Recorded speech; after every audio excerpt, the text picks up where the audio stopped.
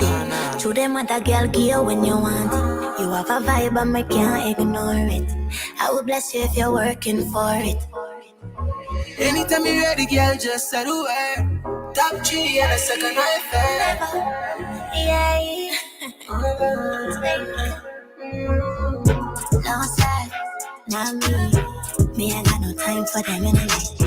My girl, why pre? Come here, just wind up your body. Me, I gon' need a breaking if you want to show me out. You gon' need a kick on my goodly break, yeah. But just stop chatting cause that turn me on. Turn me on. Turn me on. Need a ring, now, not no phony. I'm a number one girl, me a trophy. Let me know, yeah, let me know, say this is what you want. Let me know, yeah, let me know, say me alone, ella. Me go pick it up and drop it like enough is not enough. If me make it get up, then you know you have to go. Yeah, grab your body, sit it good and make a lick snap. Back it up, deliver that to make it turn back. No sir, not me. Me, I got no time for them anyway.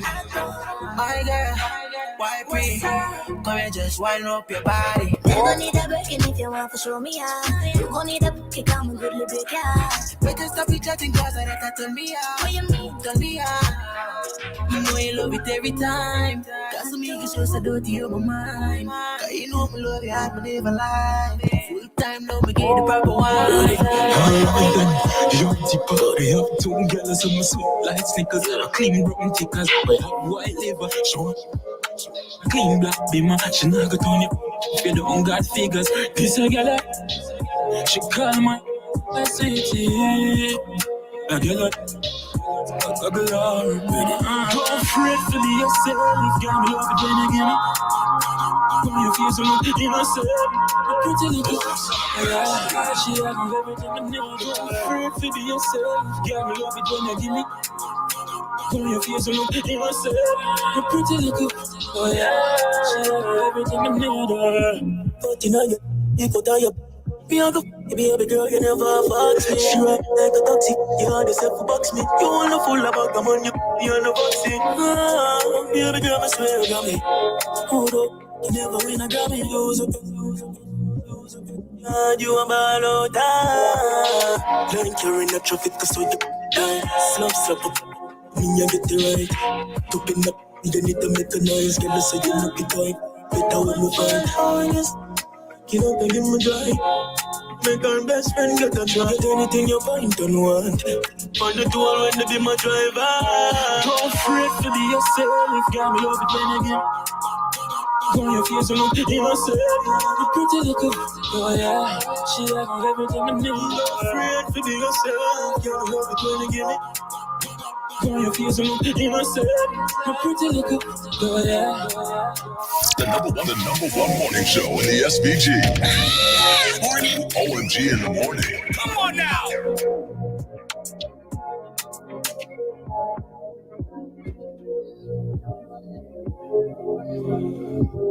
OMG in the morning. And what a cold morning it is. What a way to start the week. I don't know about where you are, but here it's cold.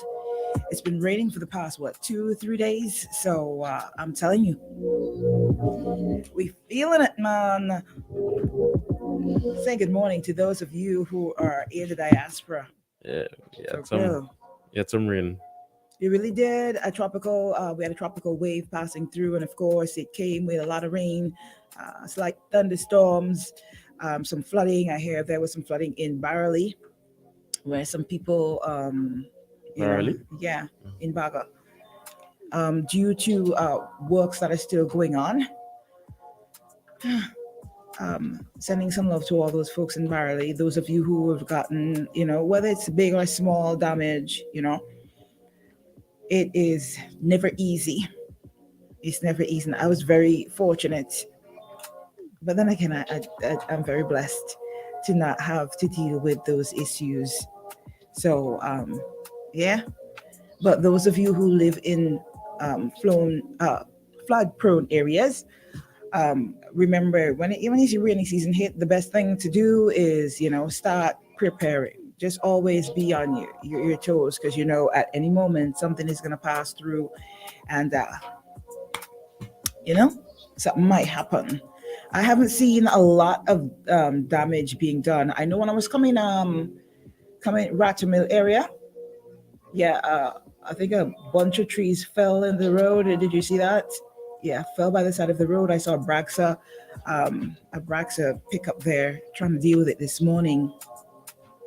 So I know coming down Sally Spring there, I saw yeah, I saw that too. It looked like a tamarind tree is hanging Gonna fall. Up limbo from nearby the embassy there, right? a little further out. A little further up here. What's across there? I don't know what that area is. It's coming called. down on a little stretch where there's the nice lawn above where they usually light up around Christmas time. Okay. That little stretch there. Okay. Yeah, I think it's around the same area there. Yeah, Messi's a little further down. Okay, that's true. I was way off there, guys. And I think there's some landslides in the going to the Mespo area. So, you know, we're asking y'all if you suffered any kind of severe damage, you know, feel free to sending some pics to our Facebook page so that we can know what's going on, and it's a good way to get help faster in that area. All right. I haven't heard anything drastic happening from the Windward side, but then again, I haven't heard. That doesn't mean that there's nothing really going on. We're supposed to get an ease up today from some of this rain. It in Luxa, but judging from the forecast, we hear something is right there. Right behind? Yeah, right behind. So on the tail end, let's just stay alert and always stay prepared. All right, guys. Now, we're going to talk about a few things this morning like we normally do. So let me just shout out again some folks who are locked on at the moment. All of our avid listeners who normally come through every day. Those of you who normally come through on the live, we'll shout you guys up just now. But let me say good morning to Levi. Let me say good morning to guys like Randy. Godfrey, good morning to you. Good morning, Big Damien. Good morning, Patricia. I try to remember about my head. Good morning to Nikki. Good morning to Mary. Mary comes both on here and on the live. Who did I forget? Okay. All you guys who normally listen. I don't know, boy. I was so wide awake just now, and I'm drinking some cocoa, right? Some nice cocoa tea, some chocolate cocoa tea this morning. I don't know. It ain't as hot as I thought it would. You know, it should be, but I'm trying to keep that energy up. Let me see who is on the live. Don't forget, coming up at 7:45, we got Plain Talk with Jomo Thomas. And a few things that we're going to touch on, just letting you know real quick, before we really get into the nitty-gritty of things. And of course, once you come in, remember to share the live. And we would so appreciate that. You know how we always want to start off with bad news and drama, that we don't start with that. Darren Andrews donated $7,000 of items to the Kingston Memorial Hospital, to the maternity ward there. So we have to show some love and appreciation to him. We know a lot of mothers go in the maternity ward not fully prepared or equipped. Sometimes it's not that some of them, it's not that they are not prepared, they just can't afford some of the things, you know, or they weren't expecting to drop so soon, and they would need items. So that was really and truly, that donation by Darren Andrews was really appreciated, you know. And sometimes you need like baby food. I was really surprised when I realized they had like baby food on hand, just in case you can't breastfeed. They have bottles ready to give out to new mothers, whether you're new or old, you know. So we really do appreciate that. Folks who normally go out of their way and get these things done, seeing the lack, and normally go out of their way to get help, you know, considering, you know, I gotta say, I'll pick up myself. We appreciate it. It would not go, unrewarded, because a lot of people refuse to help out sometimes because they just fed up with what's going on in the country. They fed up with the whole politics. You know, there's a lot of red tape sometimes when you're trying to do good. So for that reason, some people can't deal with the stress and they decide they're not donating, they're not doing anything. But those who push through and, who have more pulls and can get it done, or we thank you so much. We here, guys. Dr. Gonzalez made some comments about Intercaribbean Airways services, and we hear Caribbean Airlines, their workers are on strike. What is going on? What is going on? What is going on? And of course, the one thing I wanted to touch on this morning that I really couldn't believe, I saw a story by Eyewitness News. Kenton Chance posted some investigative work that he's done with a man in Layu, a farmer in Layu, whose animals were brutally attacked. I don't know if they sprayed some kind of chemical on his cattle, but they suffered severe burns, about 4 or 5 of them. He said a good bit of his shed, all the stuff that he would have had in there, the manure, different things that he would have stored in his shed, was completely destroyed because they burnt it down. So he said, of course, he ain't doing nobody nothing. He's a peaceful man, but my heart really, it moved me to see animals being hurt like that for no reason, because they didn't do nobody anything. No reason, but they're owned by, That's sad. I don't know. I have a soft spot for animals, especially when, they're harmed for no cause. So we'll definitely touch on that. Yeah, when I was young, I used to but no, I just can't find anything. Even snake, I can't even kill a snake. I could.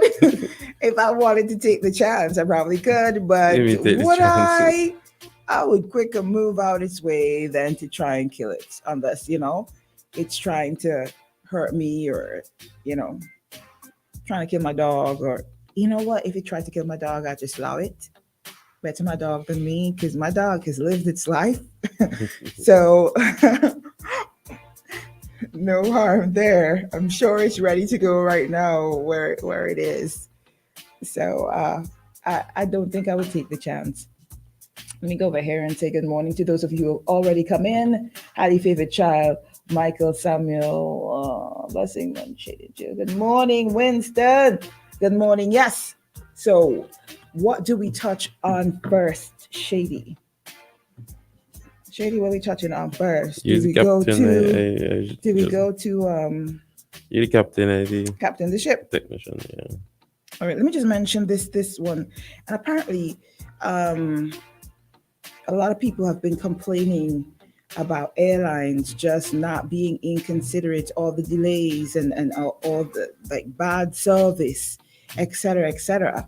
And there's this one story, and it makes us, a newlywed couple from Canada says that they are thoroughly miffed at, they're totally miffed at Intercaribbean Airways for causing them to miss their connecting flight back home on Saturday. And there are stories upon stories. And to end it off, the Honorable Dr. Ralph Gonsalves made a comment. When it reached the Prime Minister, something is quite. All right, let me see. Intercaribbean Airways provides absolutely terrible service, says PM Gonsalves.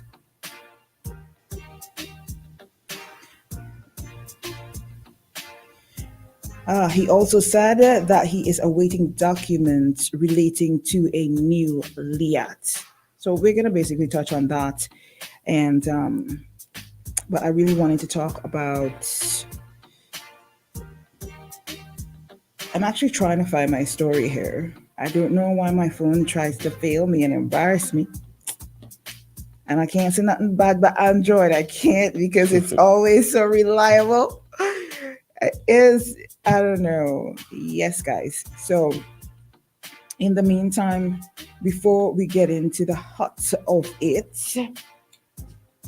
morning. Since I stopped eating meat, I have a very soft heart for animals. I was like Shady, but not as bad as Shady for real. I But you didn't remember. know how bad I was. Now you sound like you were bad. Yeah, for real. I think I would have killed a few chickens, like chicks. You know, I remember. I never used to kill the chicks. Chicks are Yeah, innocent. I used to kill like I crab. know. But that's when I was younger. You know, you don't have the sense. But I remember, like,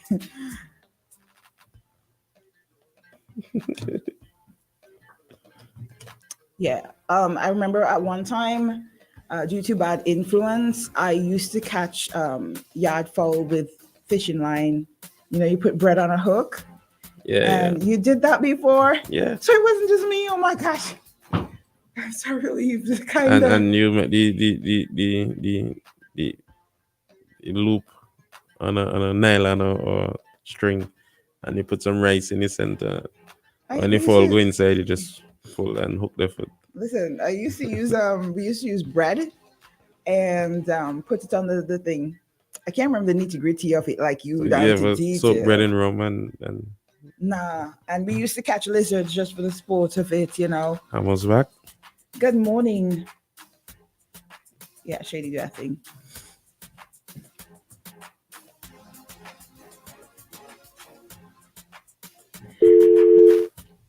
All right. Yeah, like we need to do that when we just come in. And good morning to you, caller. Feel free to call us back. Yeah. So we're not encouraging these things, but it's just something I remember. And like right now, you know, we don't have we just can't. We just can't because we know animals, they have feelings, you know? They have feelings no matter. Good morning to you. Good morning. Good morning. Good morning. Good morning. You're live on OMG this morning.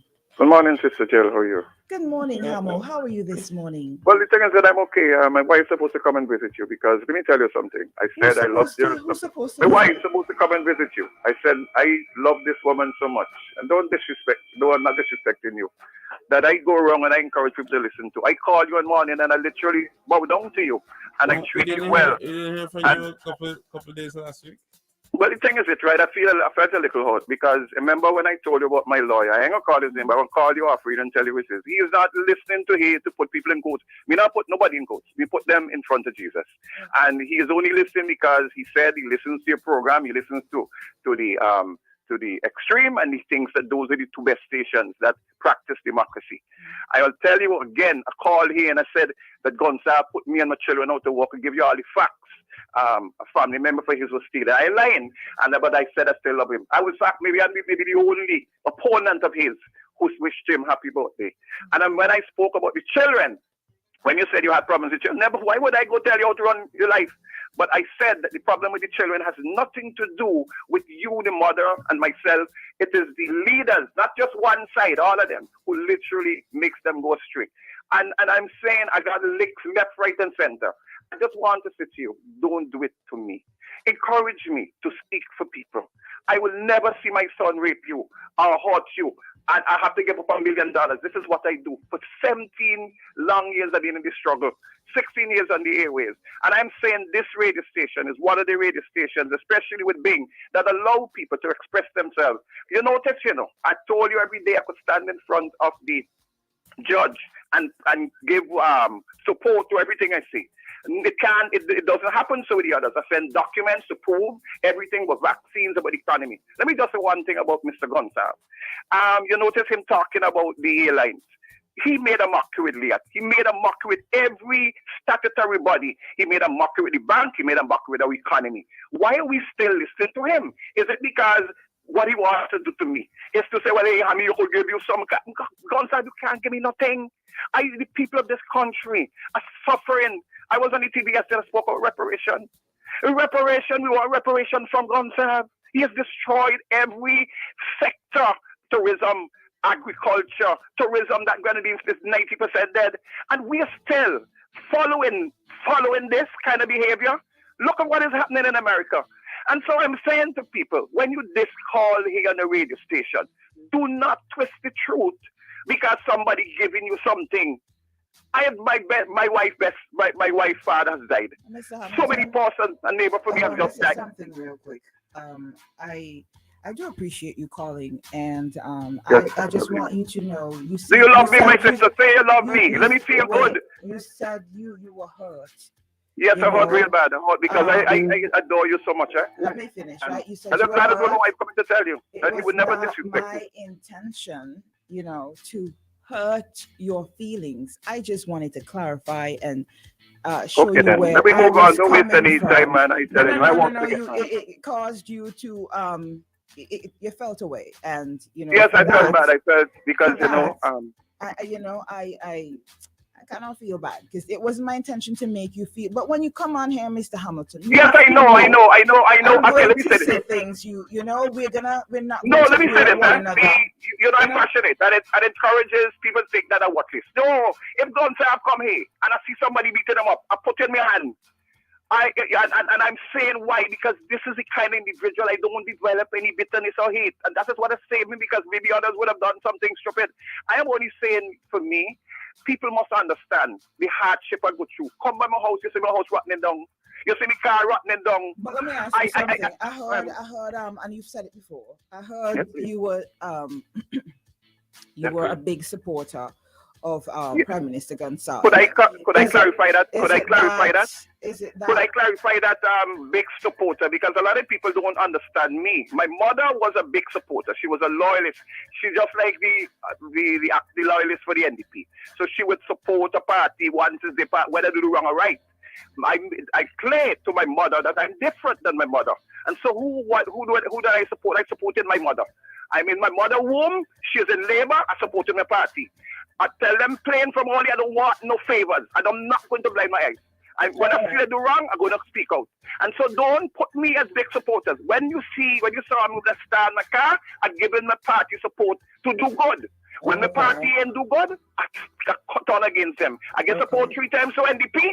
They tell me NDP will be big work. I don't want the big work. I've no distance to tell is from it them. that like you're so hurt? Is that why that you know? No, never. I'm so hot because if it is hot, what could be more hot when they actually put me out of a job because I saw stealing all of the board members, all of the management, all the things done against me. The hot that I feel is my daughter. My daughter is qualified, 15 subjects, 5 levels. They don't give her a job. Just 2 weeks when she don't sign up to be a teacher, they stop her. They stopped my son from work. He had to go walk in a garage. Then they took over my little loans and threatened to put me on the street. Trying to understand. I still love them. I mean, when people do wrong, you're not happy. Why is the passion in me? When I see young girls, I see them in my area with a big belly. I see young girls pasting up their skin. I see old men taking advantage of them. People come to me to tell me about the trying to understand I'm hurting for humanity. And I'm saying I am not the worst person. All I hope that the energy that you Nobody are is from saying me. that you're the worst person. Even after you left. Yes, I feel like the worst person, man. I feel like I should take bribe. I feel I should go out and bow down to God and take bribe the way you all treat me. Mr. Hamilton, this is the issue. Yes, please. When one person's talking, the other should like. Well, I know, but down I mean, if I you don't have know, much time. if you know, do better. If you know better, do better. And Well, the have thing a is, great is that conversation. I'm a human being. I You could see only what I take mean? so much. You didn't even let me finish. Go ahead, sorry. If we wait on one another and hear what each other have to say, we'll have a great Well, conversation. So Definitely.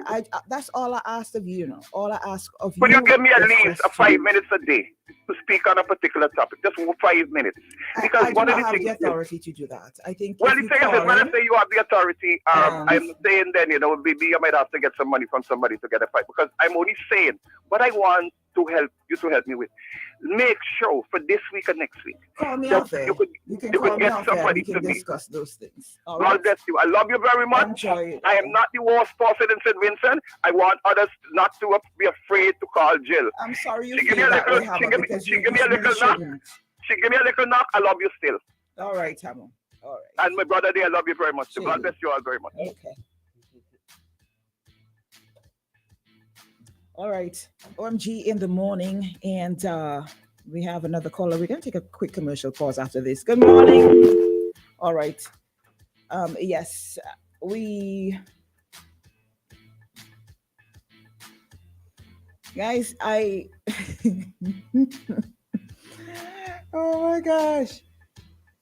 Hammer makes some good points, y'all, and no matter, I just can't be rude to people unless you disrespect me in any way. I will give you your fair chance, and that's what we're about. But you have to keep it on a level, you know. Um, that's his issue. He shouts a lot, you know. Before, I remember when I was in school, if you talk to me too hard Right?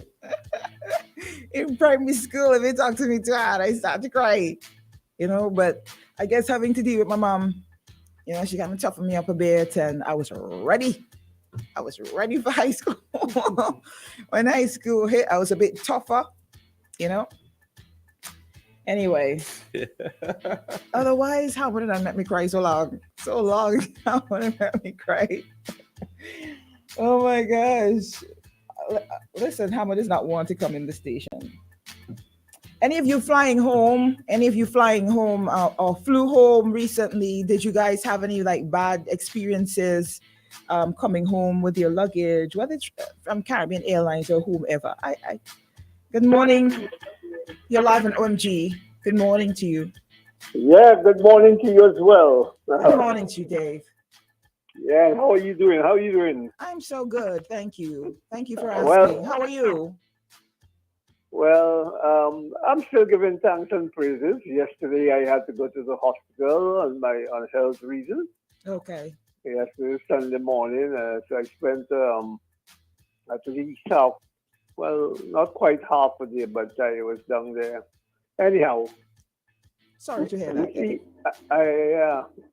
I appreciate. And by the way, I heard some talk that you're not a tongue girl anymore, if I can put it that way. So I understand you're not a tongue girl. So I wanted, I haven't been for a while. oh, Yes. so I wanted to let you go on to Sandy Bay, oh yeah, fancy, Not and that that kind far. of. Not that Uh, far. yeah, because it must be a nice experience for you. I would like to think. It Having is. lived somewhere up in that recent that Harbor Club area, somewhere up in that area. No, well, above there, I used to live at Longwall, sorry. Yeah. Okay, And but then it's I right moved within about a bit. it's Yeah. right within that it's right within that vicinity. Yeah. So when I heard that big announcement, I said, "Wow, she must be now gone in a mansion wherever she is now." Anyhow, Okay. enough of that. But I just want to make a comment in Mhm. response to what Hamilton has to say. Mhm. Right? I know he always bigged me up on the radio. He said at one time, he has said more than one time, I am one of his mentors and for coming on the radio and and, and speaking. Now, I have been in it for a long, long time, right? But everybody all of us won't sound the same, right? And not all of us will be able to um, conduct ourselves in the usual way, right? I know how he carries on and so on. I didn't teach him that anyhow, Okay. but I just want to make that point and to say I I am happy. I'm happy this morning to hear him said what his hurt because when you listen to him, I clearly understand that something has to be wrong.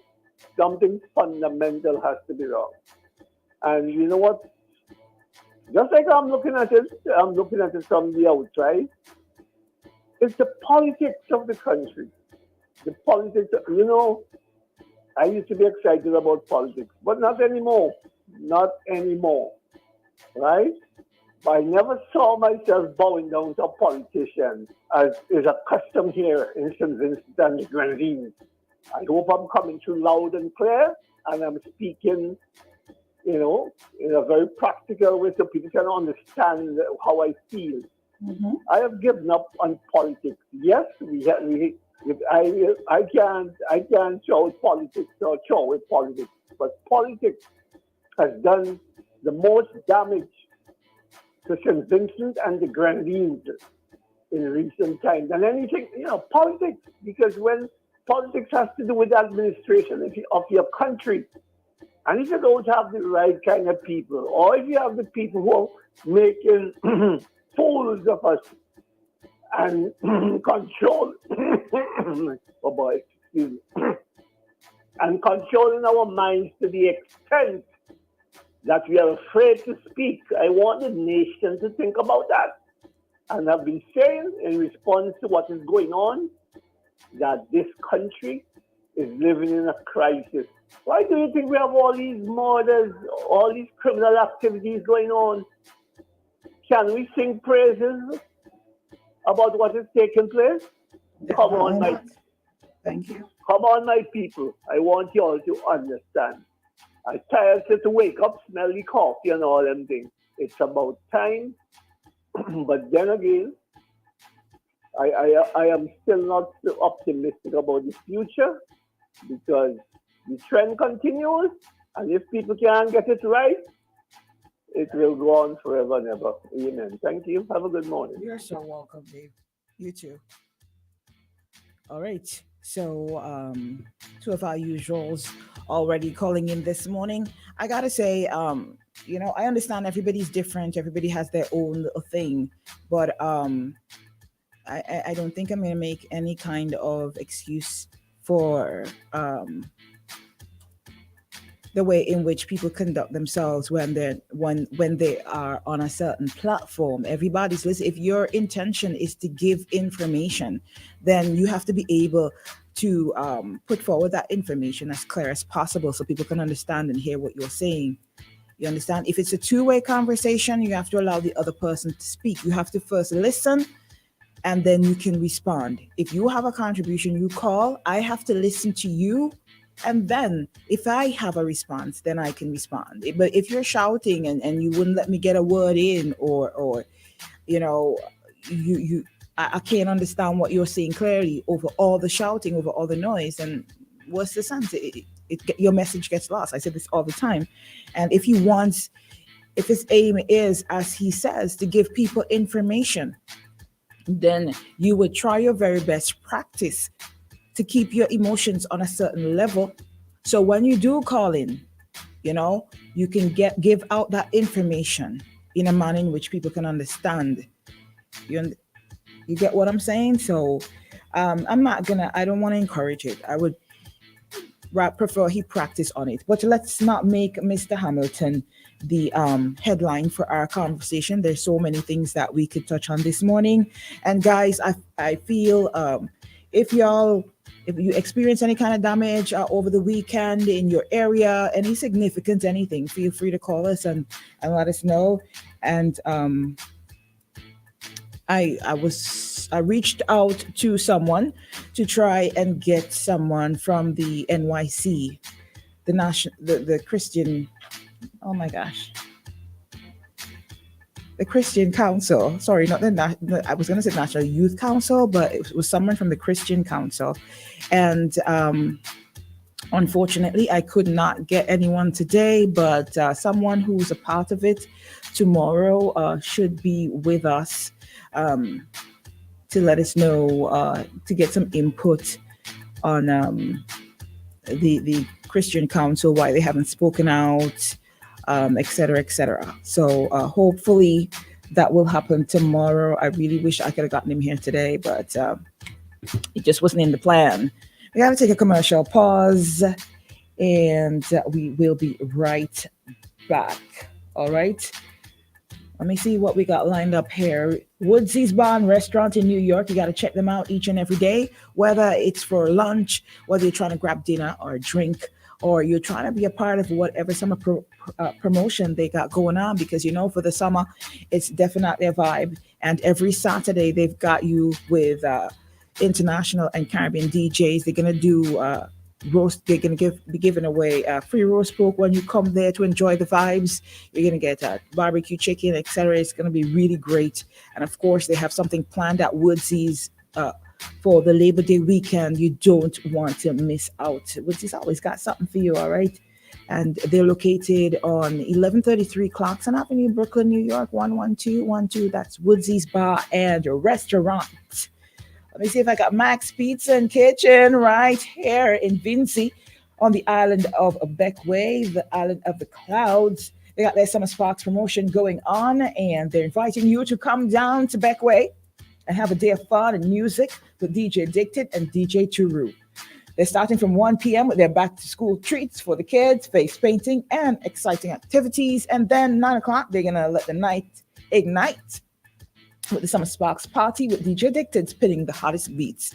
And that's at Max Pizza and Kitchen on the 19th of... Wait, that was the weekend. Oh, my gosh. I hope y'all enjoyed that. That was over the weekend. It is the 21st of August. I hope y'all had fun. All right, guys, we're going to take a quick commercial pause and we'll be back right here on OMG in the morning.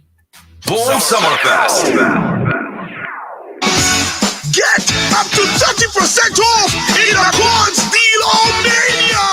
From August 7th to the 31st, visit the Quartz store near you. Isn't it good to know that no matter where you are, you're covered? Covered by a company owned by Vincentians that understands your unique insurance needs. At Metrosint General Insurance Company, we've invested 50 years of service to guarantee that you have the peace of mind that you deserve. When it comes to motor vehicle, property, employer's liability, business insurance, and much more, we've got you covered. Our professional and friendly staff understands your needs and ensures you understand your options. Metrosint General Insurance Company. Keep calm. We're online now. Thousands of local content for your viewing pleasure. Live. Boom. IKTV. Tune in. Get interactive. Get involved with WhatsApp or Instagram. Interact Live. Party. Always wanted a motorcycle, but they've been too expensive. I pass in on my way to work, and then boom, I see Quartz have motorcycles outside. I'm excited. I get up one day, I go down, I spoke to this guy. I think his name was Sheena, this short, chubby little guy, you know. I purchased 2 bikes so far. It was the 150 SL and the 250 Dragon. This blue, beautiful AKT TT Dragon, this is my baby. I call her Becky. She gives me the best ride ever. My name is Storyboy Nick, and I live to ride my AKT. Isn't it good to know that no matter where you are, you're covered? Covered by a company owned by Vincentians that understands your unique insurance needs. At Metrosint General Insurance Company, we've invested 50 years of service to guarantee that you have the peace of mind that you deserve. When it comes to motor vehicle, property, employer's liability, business insurance, and much more, we've got you covered. Our professional and friendly staff understands your needs and ensures you understand your options. Metrosint General Insurance Company.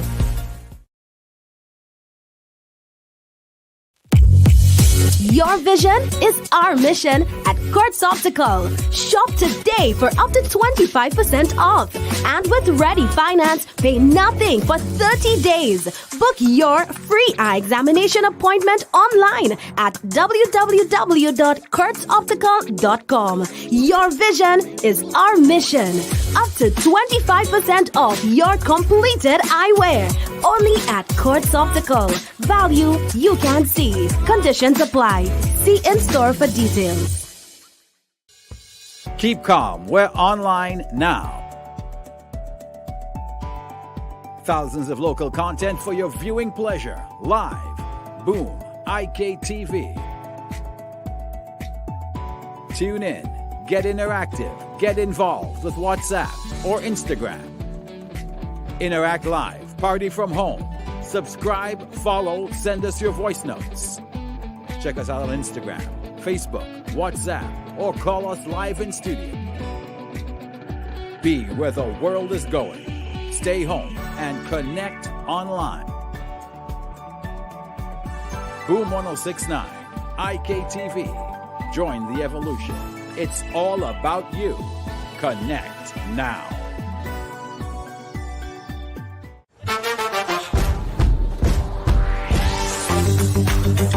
Discover new Guinness Smooth. Perfectly balanced for a smooth, refreshing taste. New Guinness Smooth. Your vision is our mission at Quartz Optical. Shop today for up to 25% off. And with Ready Finance, pay nothing for 30 days. Book your free eye examination appointment online at www.quartzoptical.com. Your vision is our mission. Up to 25% off your completed eyewear. Only at Quartz Optical. Value you can see. Conditions apply. See in-store for details. Isn't it good to know that no matter where you are, you're covered? Covered by a company owned by Vincentians that understands your unique insurance needs. At Metrosint General Insurance Company, we've invested 50 years of service to guarantee that you have the peace of mind that you deserve. When it comes to motor vehicle, property, employer's liability, business insurance, and much more, we've got you covered. Our professional and friendly staff understands your needs and ensures you understand your options. Metrosint General Insurance Company. Keep calm. We're online now.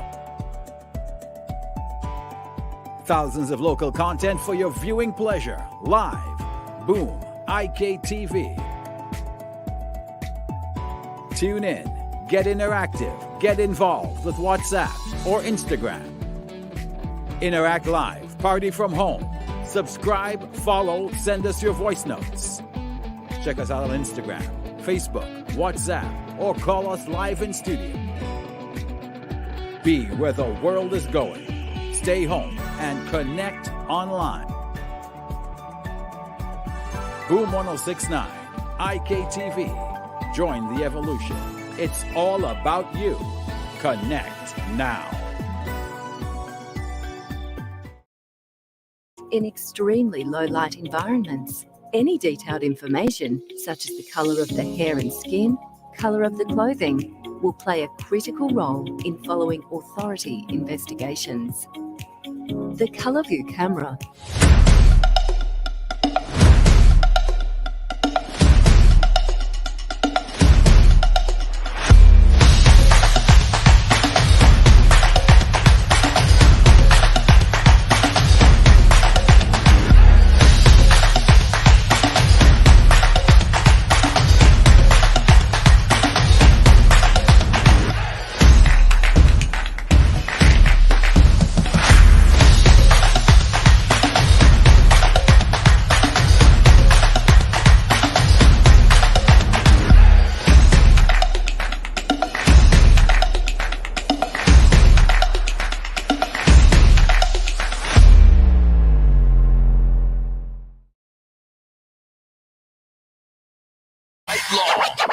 on Boom Summerfest. I'm not coming to work today. I can't see. No, nothing wrong with my eyes. I just can't see myself coming to work today. Thank you. In other words, I ain't not doing what today. Don't tell me about work. I out on the road today. Me and some pretty I out on the board today. I don't care what time of day it is. I'm drinking rum today. I'm having fun today. Yeah! Holiday. Today is a holiday. I don't care what nobody say. I'm not going to work today. Holiday. Today is a holiday. I don't care what nobody say. I'm not doing no work today. I'm on the road. I'm on the road. Yeah. To the beach. Yeah. To the club. Yeah. Pool party. Bus crawl. Up down. Yeah. Downtown. If it's your birthday, turn up. Get drunk till your face get numb. When my crew they come around, drinks up and sing along. Holiday, today is a holiday. I don't care what nobody say. I'm not going to work today. Holiday, today is a holiday. I don't care what nobody say. I'm not doing no work today. Girl, where for me now. Give me little taste for my line for me now. Hey. From behind anyhow, pressure any place when your mind to the ground. Make it clap, make it low. You can make it shake and that make it bro. Dice it, you had the vibe and the grow. This girl in a line looking nice and bro. Hey, see we under the rum, and the girls they come to have fun. Yeah, and we under the rum. Girl before the thing done, listen what me say. Girl the whole crew could get it. Like you're hot and need some wetting. Hot girl, your whole crew could get it. Like you're hot and need some wetting. Pressure you apply to me now. Like you oversee, come fly to me now. Girl at first class, let me dive in your lounge. You and an ex friend invite you to come. Spend every pound, every dime to flex on the road when it's carnival time. Girl on the junction, bubbling in a line. We come to waste no time. So far, see we under the rum, and the girls they come to have fun. Yeah, and we under the rum. Girl before the thing done, listen what me say. Girl the whole crew could get it. Like your hot and need some wetting. Girl the whole crew could get it. Like your hot and need some wetting. Your body look good and you don't give up. Have a reputation, not to kill them with the work. And tonight ain't no different. So prepare for the funeral, call to son. Confidently you choreograph this thing. You well rehearse and you can perform this thing. Walk out, sweet girl, show it off, mistake. When the queen start to bubble, just sort it, king. Girl, I want you roll it, Grind pan you rhythm, control it. Stallion with the knees, just hold it. My girl, I want you roll, girl, I want you roll. Girl, I want you roll it. Grind pan you rhythm, control it. Stallion with the knees, just hold it. My girl, I want you roll. The biggest songs of the summer, every day and all night long on Boom Summer Best. I hope you can see yourself coming to work today. All right, guys, let's not get carried away with the song, huh? You don't come to work today. You can't see yourself getting paid either. Remember that. It's all fun and it's all real catchy. But if you normally work like this, where if you don't come to work, that if you miss work that day, you miss like money for that day. Sorry, volume. I'm sorry. Yeah, dream of sorry. Council is here waiting patiently, and he's like, okay, Jill. It's now time for Plain Talk with Jomo Thomas. Plain Talk. Plain Talk with Jomo Thomas. So much things to say right now. All you talk now on OMG.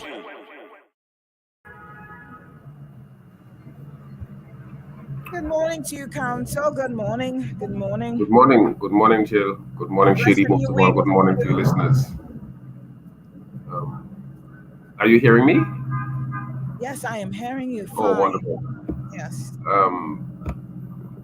You said you wanted to hear me on the Mitch Israel conviction. I'm not so sure what precisely you want. Somebody commented that. Somebody was saying that they would appreciate it if when you come in, you can really break it down, because they would have saw the story that would have posted. So I just read the comment, and I'm sure people would appreciate if you could break it right. down. If you can.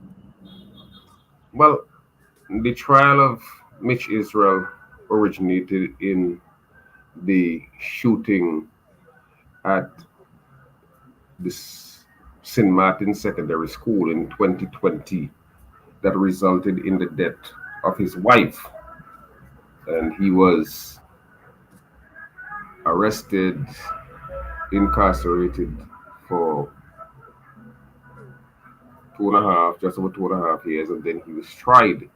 And on August 16th, the jury, after deliberating for about 2 hours and 25 minutes, felt that they were sure, beyond a reasonable doubt, that he had the intent to kill her, or that he intended to cause grievous bodily harm. It must be understood that on a conviction for murder, you may say that you did not have the intent to kill. But as the prosecution argued in its presentation to the jury, if you argue that you don't have the intent to kill, and you do something as the prosecution was accusing Mr. Israel of doing, firing 3 shots at your wife, then you intended to cause grievous bodily harm. So even if you didn't intend to kill and you caused grievous bodily harm and she died and the person died, then you can be convicted for murder. And that is what the jury held. As someone who do criminal defense work, I must admit to you, it was a tall order going in because of the nature of this, the husband and wife situation. The killing occurred at the school of one of their children. So the pool from which the jury was selected must have been contaminated. In a small country like St. Vincent, 18 miles long by 13 miles wide, I'm not so sure that there was any adult in St. Vincent who did not hear of this shooting, which resulted in the death of this man's wife. So it's a tall order going in. There were all kind of comments. Most of the comments were adverse at the time of the killing, and certainly after the coverage of the jury verdict. The jury, the defense, I thought, tried the best they could. They brought in a forensic psychiatrist. They brought in a pathologist to try to indicate certain things. For forensic psychologist, I presume, was brought in to try to establish the state of mind of Mr. Israel at the time of that incident, or around the period when the incident occurred. The pathologist was brought in to try to buffet the case of the defense. And essentially, the defense was arguing that this death arose as a result of an accident. So consequently, Mr. Israel should not be held responsible for the death of his wife. Clearly, the jury did not buy that accident argument. There was no evidence that the wife pulled the gun, the revolver, out of the holster that was on Mr. Israel's waist. There's some indication that there might have been, or at least in Mr. Israel's testimony, he talks about a struggle. But if there was a struggle at all, it is clear that the jury did not buy that argument and consequently came back with a guilty verdict. Mr. Israel is supposed to be sentenced on October 13th. I think now what they probably have a make allocation for social inquiry report, which would be done, and then once the judge has it, then there's going to be arguments in mitigation from the defense, based on the sentencing guidelines, because the Court of Appeal has sentencing guidelines for homicide, and then the judge would pronounce. Already, there's some talk of the ways in which this trial was done, in the sense that the jury, the summation and the jury deliberation took place close to 3 weeks after the defense and the prosecution made closing arguments. So you had a trial that went on for some time. I think it might have been 3 weeks. Then you had, I think there was a delay for the Court of Appeal. Then you had the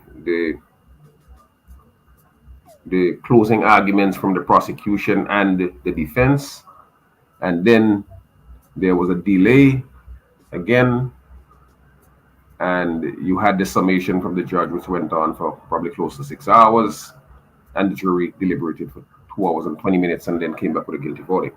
Some people who, at least one Vincentian attorney I know, has raised the question that the delay between the close of the case, when all of the evidence was in, and the summation and jury deliberation may be a ground upon which there could be an appeal. And the argument is that because there was such an extensive delay, the jury may not have had all of the evidence in their head, or they may have forgotten crucial parts of the evidence. There's something to be said for that argument. Whether the Court of Appeal, if the point is taken, well, if there's an appeal at all, or if the point is taken on appeal, whether the Court of Appeal would agree is left to be seen. But there's some, it's a cogent argument. It's because it may be said that the judge summation essentially brought back to the jury all of the salient elements in the evidence. But the judges would tell the jury all the time, look, I may capture what I perceive to be important, but it is you who are the judges of facts, as jurors are, who would make the decision as to what is important to you. So because there was a 3-week delay, some practitioner may argue, and the Court of Appeal may find force in that argument, that having a delay of 3 weeks may have prejudiced the defense, prejudiced the accused, in the sense that the jury may not have remembered all of the evidence before it. Another argument is that, well, yeah, that may be true, but what if the defense counsel agreed that we would have this delay? Or what if the defense counsel did not object to such an extensive delay? Again, a Court of Appeal would have to look at all of those arguments. Courts remind the lawyers all the time, but you agreed to it. So unless there's an issue, and this is, I know in Trinidad, we see this a lot, where lawyers on appeal may make one of the grounds for appeal maybe the inadequate assistance of counsel, meaning that the counsel did not look out sufficiently for the rights of the defendant, in by agreeing to certain things that may have prejudiced the defendant. But those are things down the road. I think that clearly Mr. Israel, having gone to that school, he said that he normally went to pick up the boys, but having gone to the school and I think he met his wife there and approached her, and that escalated into something that left the lion on the ground, mortally injured, and where she ended up dead in short order at the Kingstown, at the Milton Cato Memorial Hospital. It was difficult, I thought, without more, for him to escape conviction. So that's what I think. I don't know if you have questions or if your listeners have questions that may for which I could offer an opinion. But okay, what I would say. First, I have a question. First and foremost, Jomo, what this happened in 2020, right? And it's now 2023. You mentioned some delays, but those delays that you would have mentioned occurred when the case started, when the trial started. Yes. Yes. Okay, so why does it take so long for some of these cases to be heard? Is it there a backup? Is it just I'm not sure, but There's a serious backlog. These interestingly enough, in these cases in St. Vincent that take 2-3 years, and increasingly, lawyers here are making arguments to the court and to the Court of Appeal regarding abuse of process, extensive delay, and so on. A 2-year delay is not unusual in St. Vincent. But in other places, I bet. Oh, in Trinidad, you could have a delay that goes to 15 years. And this is why, for example, increasingly in other jurisdictions where, and I could give you examples, Trinidad, St. Lucia, Barbados, Guyana, and Bahamas, there could be a lawyer can make an application for bail for somebody who is accused of murder. Because remember, when you are accused of murder, you are only accused. Jim, can you just hold that thought? Let's take a call, please. You have not been found guilty. Oh, okay, go ahead. Yeah, you have not been found guilty yet. So increasingly, in a number of jurisdictions, they're allowing people bail on appeal. But 2 years in St. Vincent is not unusual. I did a case where that took 7 years, and then at the end of the trial and all of the arguments, the prosecution withdrew the case against the client, who was a young man by the name of Denny Kibilinchi. He went into prison when he was 28, and he was released at age 35. And there was no case. There was an insufficiency of evidence to carry the case. Is it that we do not have enough judges or lawyers? I got to tell you, a backlog of cases. Why does it? We are doing better than before. We now have 2 criminal court judges and 2 civil court judges. For a long time, we only had 1 criminal court judge and 2 civil. We probably need 2 more criminal court judges, to tell you the truth, if we are going to get rid of the backlog. And as you would have heard at the closing of the last assizes. Jamal, let's just take this call, please. Good morning. You're live on OMG. You have a question for counsel? Good morning. One thing you guys are leaving out. Remember, there was COVID, and that caused backlog in cases. I remember doing a small claims court here in New York. I filed a small claims court, and they normally come up in like between 3 and 6 months, and it took 2 years for that case to come up. Okay, so that's important. Yeah, but if you're in St. Vincent, we went back to trials in 2021, I think, late 2021, early 2022. So COVID did impact, but in general, not in the same way which it impacted in the United States. Okay. What do you think of the comments that the lawyer made, say that he was shocked by the outcome? What do you think about those comments? Well, you're asking me a question that is way above my pay grade. You're asking me a question that's way above my pay grade. I can't get into the lawyer's head to tell you why he said he was shocked. I'm not so sure there are a lot of people in St. Vincent, including criminal defense lawyers, who were shocked. That's a sufficient answer for me. Have a good day. Bye-bye. All right, sir. Thank you for calling. Counsel, we have a question on the WhatsApp. Someone is saying, good morning, Jill. Can you ask counsel if indeed 20 plus reports were made by this lady prior to her death, and what advice he would give to the person who are in these sort of situations? Yeah. Just give me 1 second. I don't want to lose my power. Okay. Yeah. Right, in the meantime, counsel, let's go to the top real quick. Very well. Yeah. All right. Oh, summer fest is on. The biggest songs of the summer. Every shift, every day.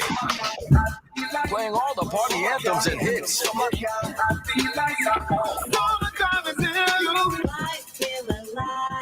All day and all night.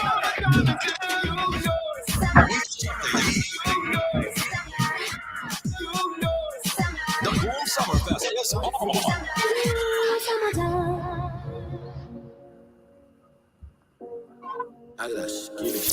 The number one morning show in the SBG. OMG in the morning. Come on now. Yo, see what me shopping. Say man bad like the 90s. Tell a boy don't step on my Nikes. Go place get lively. Man me there in my face, no one a negative tonight. So watch what you a do, approach nicely. Me have bad girl a link on the IG. And even check back side. Just the alien. Bad girl indeed. I'm there you with the cheese and me iris. Touchdown on Miami Beach. Fuck the girl I'm at almost 90 degrees. Girl I take flow, she hear me saying with disease. And the way she talking Chinese. 48 for the dogs and my die for the streets. Life I like the alphabet because me grind for the peace. No see nobody who me fear, me not guide if you reach. Me dog my dog and the bad bung me step. The number one morning show in the SBG. OMG in the morning. Come on now. We're back on with Plain Talk with Jomo Thomas, Counsel. Continue. Yes. In regard to your question, I think that there was some evidence in the case that, at least in one instance, but I had heard that it was more than one instance that the wife had appealed to complaint not only to police but to other relatives and friends that there were these kind of threats. I got the law is pretty strong. There was a revision of the law in 2015 that has to do with domestic violence, and the police are compelled to respond. It's not like in the old days, jail, where you go to the police and you make a complaint about your husband and tell you, well, girl, go home and meet your husband. Here you are and work that out. If you go to the police now based on the law and complain of an incident that you are a little concerned about, the police are compelled to act based on the law. Whether they're doing it with the volition with which they ought to do it, I can't say, but they are compelled in law to act. So my advice to anyone, whether it's a spouse or a lover, boyfriend, girlfriend, if you are being abused, you want to put it on record, you want to bring it to the authorities that you are being abused. Because one of the good things is that if you're being abused and you bring it to the attention of the authorities and then some incident jumps off, and in self-defense you take an action which may result in serious injury or even death to the other person, you may have a record that you can point to say, well, look, this person that has always been aggressive towards me, this person has been highly abusive, very abusive to me, and I couldn't take it no more. There's this slow burning syndrome that says that it's building up. It's building up. It's a slow burning fuse defense. It's building up. It's building up. It's building up, and then one day, there goes the explosion. I mean, I used it to good stead at more than once. So basically, Jomo, we need more judges. You would say that? Well, I would say at least one more judge. That may help. To because. I'll call it, Jomo. Good morning. You're live on OMG. Good morning. How are you all doing? I'm fine, thank you. Yeah. Good morning, Council. How are you doing? Morning, sir. I'm doing well. Yeah. Two quick questions. One, yes. if you're arrested and charged, like how you said the person charged was withdrawn after a number of years, can you sue? Yes, you can. In fact, I know Mr. Bilinchi has a case in train where he's suing for false imprisonment, wrongful arrest and false imprisonment. But it's a tall order. The way the law is structured, you have to prove that the state did not, well, in this case, the police did not have probable cause to arrest you. We think that in this case, the police did not have probable cause, but whether the court would agree with us is another thing. Yes, you can sue false imprisonment and illegal illegal arrest. Okay, the next one is how long does a judge have to be? How long does a lawyer have to be in practice for him to be called to the bench? Well, I think the general practice is that once you are practicing for like about 10 years, you can, and there's a vacancy, you can make an application. And if you are successful, you become a judge. So normally what happens is that some people who want to go down that track, they may accept the job as a master, which is really a magistrate. You have all of the rights and responsibilities of a judge, but it's like an in-training process. You become a master and then you're elevated to a judge. Many of the judges that we have, Justice Cottle used to be a master at one time. A number of the judges who passed through here used to be masters. All right. So like how Ricky Bonnet became a judge, do they do any training before you actually get there though? You see, Ricky Bonnet has had a career in the judiciary. Remember, Ricky Bonnet worked in the registrar's office for many years. Yeah. I know. He left and he became a lawyer. Then he was made Chief Justice in the Kingston Magistrate Court. Then he did some work as a master, and then he was elevated to a judge. He has extensive training. Okay, great. Yeah. All right, thank you for that clarification. No problem at all. You're welcome. I think he's gonna make a good judge too. Well, not think he's gonna make. He's already a judge. I think as he goes along, he's going to be very good. He has long experience. Okay, let me just play this voice note.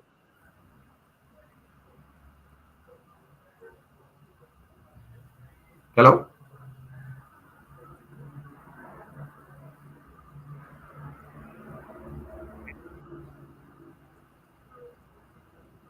Jill? You're not hearing? You're not hearing? Yes, I'm hearing you now, but I was wondering whether you were hearing me. Yes, I'm hearing you. You're not hearing the voice? You're not hearing the voice note? No, I didn't hear the voice note, if there was a note. Okay. So maybe you can I'll summarize tell you what the first. person's saying, right? I will Yes. tell you. Let me just when it's finished, I'll tell you. But let's see if we can get it sorted also. While Shady tries to figure out why you're not hearing anything, I'll play it and I'll let you know what is being said. Yes? Yes. Is that okay? All right.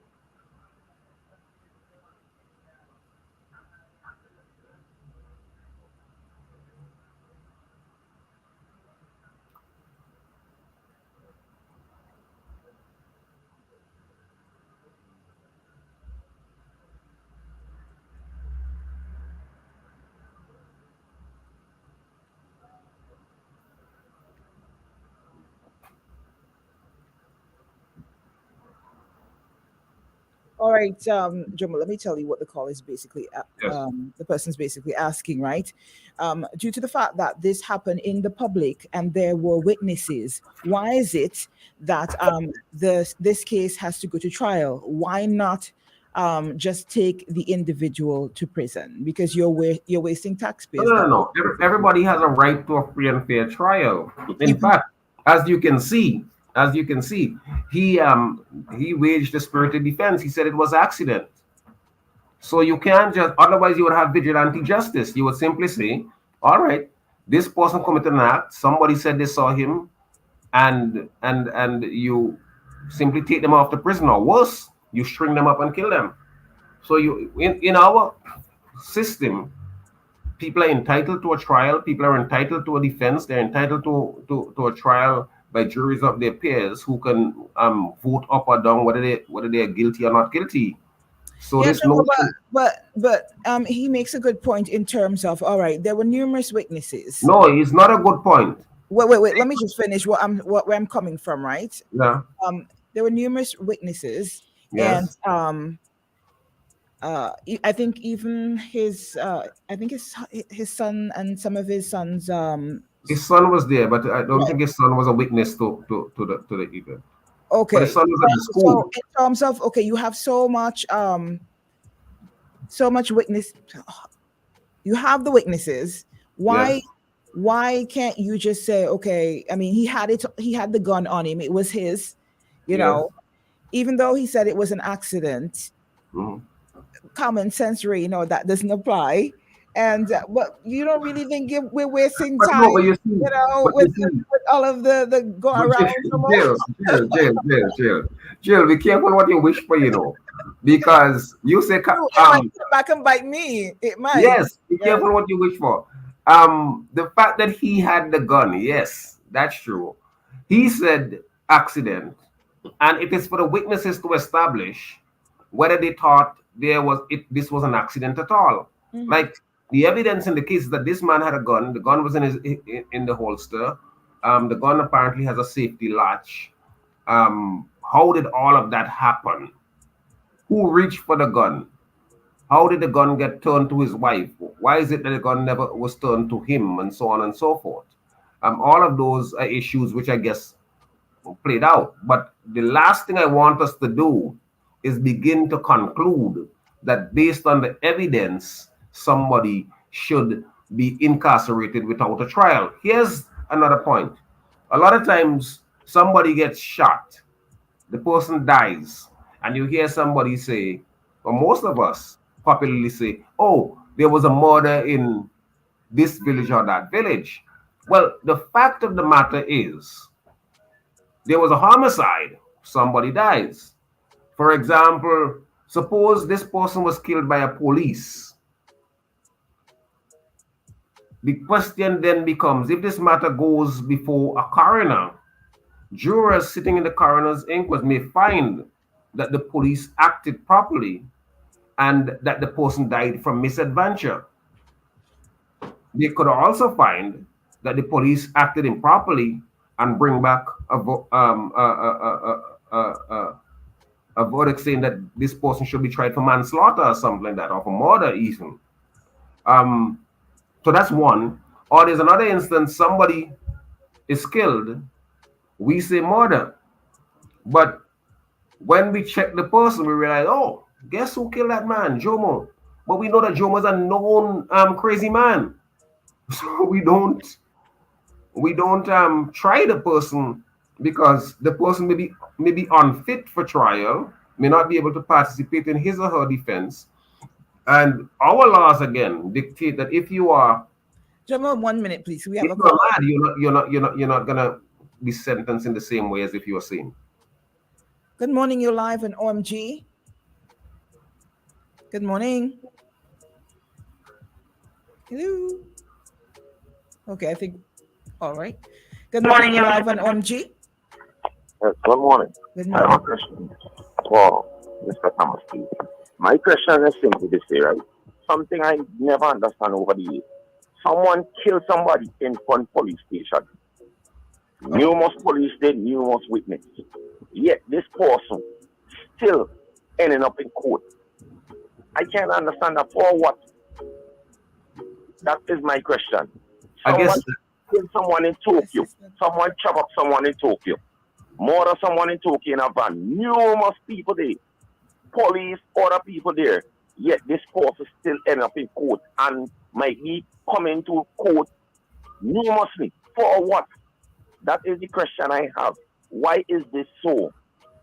And it seems to me this is a system, something that's set up for maybe lawyer to make money. Because a lawyer is going to defend he or she. Still, in spite of all of the evidence, I am trying to figure out why is it so? Why? But so just remember, right? Evidence is what comes before the court. Evidence is not what you see or what you claim you see. Because you may claim that you see certain things, but under cross-examination, defense lawyers may be able to establish that you didn't see a damn thing. So evidence is what is before the court. The other thing is that, again, you miss what we were saying earlier, because our system of justice demands that everyone be entitled to a fair trial, and everyone is entitled to face his or her accuser. So the mere fact that I am accused or something happens in public, there may be a whole host of reasons why you want to go to trial. I just give the example: the person may be insane, the person may be mentally challenged, and so on and so forth. So I did a case, for example. I'll give you an example. Another example, right? I did a case in court one time where a guy was about 20, I think, about 20, and he was accused of pulling an 8 or 9-year-old child into his parents' home before the child was rescued. So he was charged multiple charges. But when they did a psychiatric evaluation of this 20-year-old, it was found that he had the mind of like a 7-year-old.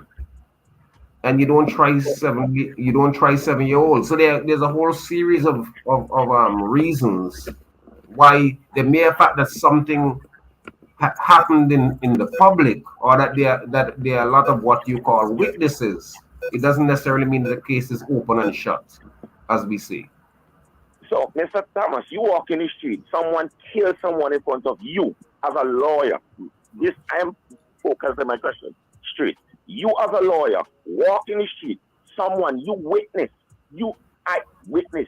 this murder as a lawyer. The case went go to court. People are like you are there. Still, that person still going to get a fair trial. Well, the person is entitled to a fair trial, and in fact, if the person's family comes to me and say, "Oh, I want you to represent my son or my daughter," the law requires me to accept that brief and to offer defense for that person. The law requires that. I know the law requires that, but that don't make it right. I don't understand why you're arguing further than that. If you want to do away with the law, you have to be careful when you do away with law, because next week it's going to be your chance to have the defense of the law. Okay, Mr. Thomas, but it still does not. There's no but. Yes, of course. No, it's not. It could never be fair. A man chop up a woman in Tokyo. A man kill. Yeah, but you said that already. Yes. And then you taking this matter to court and lawyer up and down. Because the other point you made, for example, about lawyers making money. About lawyers making money. Look, a lot of times, a lot of these homicides, lawyers work at a loss, because most of these people who killed don't have any resources. And in St. Vincent, the state provides legal assistance to somebody who committed who's accused of murder. But that legal fee, is capped at $10,000. So the lawyer cannot make more than $10,000 on that case. Those fees were set since 2002, and the government has not seen it fit to review the fees. But I'll tell you this: the case I just talked about, where I was in, where a gentleman was held for 7 years before the case collapsed.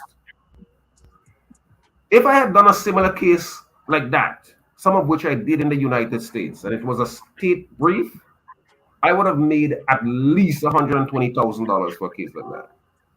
In St. Vincent, I haven't even made it yet, because the invoice was submitted to the court, to the registrar, and you don't get it. You don't get the money for months and months and months and months, and all you get is $10,000. So this notion that lawyers make a lot of money is not true on these matters. Okay, Mr. Thomas, I respect what you're saying, but You get I'm going $10,000. Okay, let me say before I go, I do not see it makes sense for blatant. You said that already. You said that already. I'm sorry. No, you don't have to be sorry. I understand and I appreciate your opinion, but your opinion, if society go with your opinion, we would have the law of the jungle.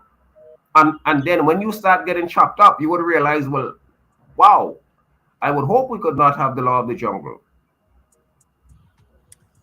Because the thing is that once you do that, what happens when you're accused of doing something? Then you get vigilante justice, only for you to find out later that you, caller, wasn't the one who molested my daughter, but somebody said they saw you. And the village comes out and want to chop you to death, or want to throw you in some hole, some dark place for the rest of your life. That's why you have trials. All right. So I clearly understand what you're saying there. Is there anything else? Is there anything else that you wanted to clarify before we go? Because we actually have to take a commercial pause. Counsel. Counsel, let me ask you something real quick. Let me ask you something real quick until we meet again. Before you go, right? There was yes, an update on the story where the boat capsized off the coast there by around there. So there was an interview that was done, and the gentleman who helped rescue some of the people off this boat, he was saying that there was way too many people on that small boat, and the owner of the boat was a Coast Guard officer, and that being as such, he should have known better, right, in terms of how much people would be able to fit on the boat, etc. I wanted to ask you, because from some of the comments, is there a way? Well, it's difficult. Can the survivors sue or anything like that? It's difficult for me to comment on that because we have the statement of one person saying that too many people were on the boat. I don't know what was the capacity of the boat. I don't know how many people were on the boat.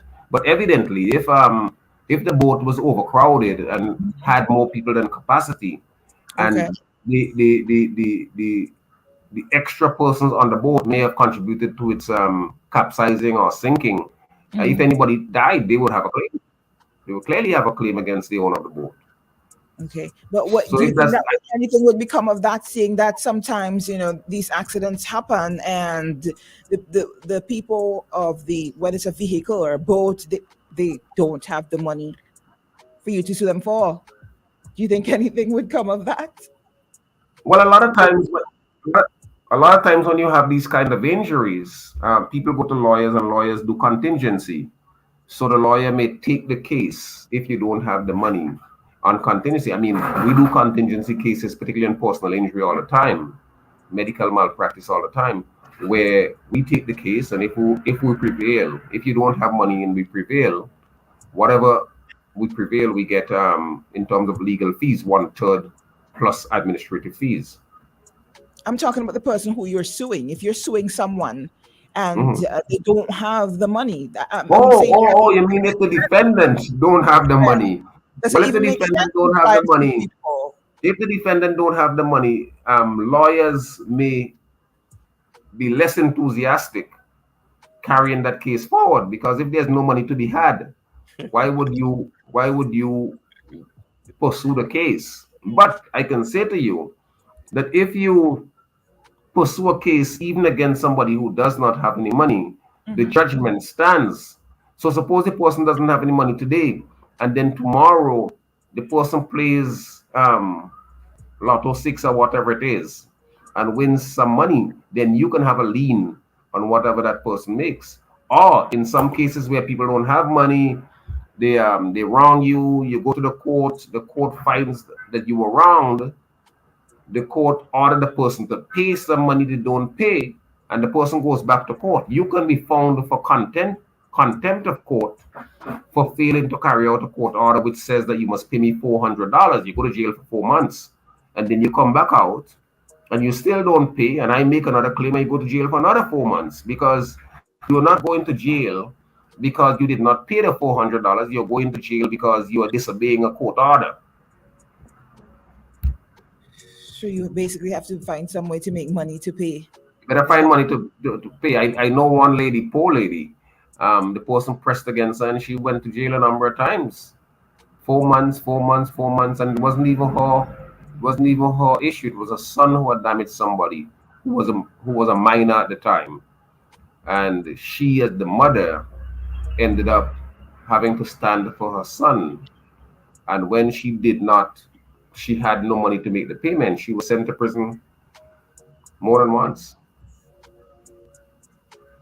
All right. All right. Yep. That.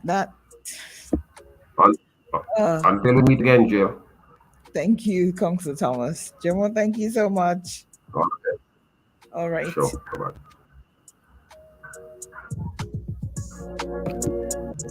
All right, that was Plain Talk with Jomo Thomas, and we definitely got a better understanding of that case, how it went down in terms of the timing, why it took so long. We might not have gotten all the details we wanted, but I'm sure the person who would have asked for that clarification and the breakdown of that case, the Mitch Israel case, I hope you were listening, and I hope it was helpful in some shape or form. We got to take a quick commercial pause, and of course we'll be right back. We'll be getting into some of the comments, and let me just see what's here. All right, we got a few reminders. Let me just drop them out real quick. All right, and then we'll go into our commercial. Do you need internet? Flow has you covered. Get internet free for 1 month plus a chance to be $1,000 richer when you sign up for internet or bundle your services with Flow. Flow, keeping you connected and putting money back in your pocket.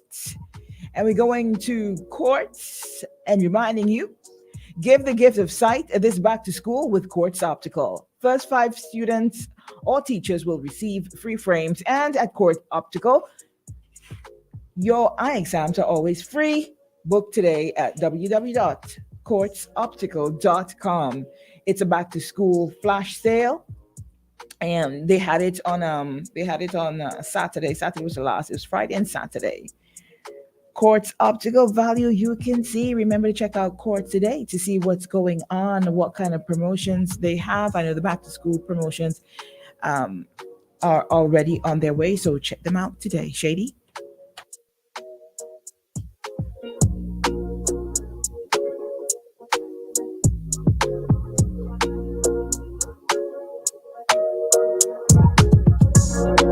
Road is paved with determination and hard work, fueled by the love of what we do and the ones we do it for. At the St. Vincent Cooperative Bank, we share your vision to succeed. It runs generations deep. That's why we continue to take this journey with you. It's probably not what you expected from a bank, but Isn't it good to know that no matter where you are, you're covered? Covered by a company owned by Vincentians that understands your unique insurance needs. At Metrosint General Insurance Company, we've invested 50 years of service to guarantee that you have the peace of mind that you deserve. When it comes to motor vehicle, property, employer's liability, business insurance, and much more, we've got you covered. Our professional and friendly staff understands your needs and ensures you understand your options. Metrosint General Insurance Company.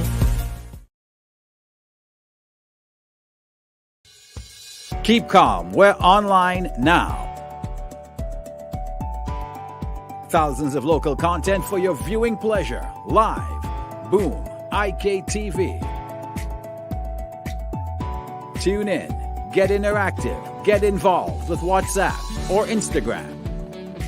Interact Live. Party. Always wanted a motorcycle, but they've been too expensive. I pass in on my way to work, and then boom, I see courts have motorcycles outside. I'm excited. I get up one day, I go down, I spoke to this guy. I think his name was Sheena, this short, chubby little guy, you know. I purchased 2 bikes so far. It was the 150 SL and the 250 Dragon. This blue, beautiful AKT TT Dragon. This is my baby. I call her Becky. She gives me the best ride ever. My name is Storyboy Nick, and I live to ride my AKT.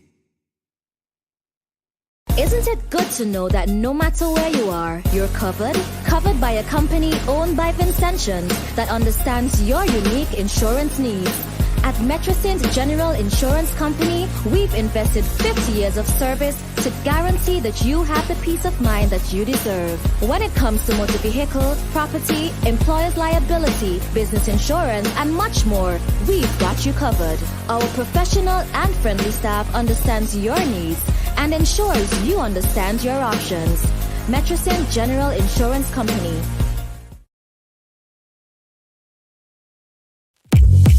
Your vision is our mission at Kurtz Optical. Shop today for up to 25% off. And with Ready Finance, pay nothing for 30 days. Book your free eye examination appointment online at www.kurtzoptical.com. Your vision is our mission. Up to 25% off your completed eyewear. Only at Kurtz Optical. Value you can see. Conditions apply. See in-store for details. Keep calm. We're online now. Thousands of local content for your viewing pleasure. Live.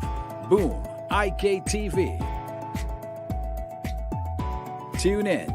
Get interactive. Get involved with WhatsApp or Instagram. Interact live. Party from home. Subscribe, follow, send us your voice notes. Check us out on Instagram, Facebook, WhatsApp, or call us live in studio. Be where the world is going. Stay home and connect online. Boom 1069, IKTV. Join the evolution. It's all about you. Connect now.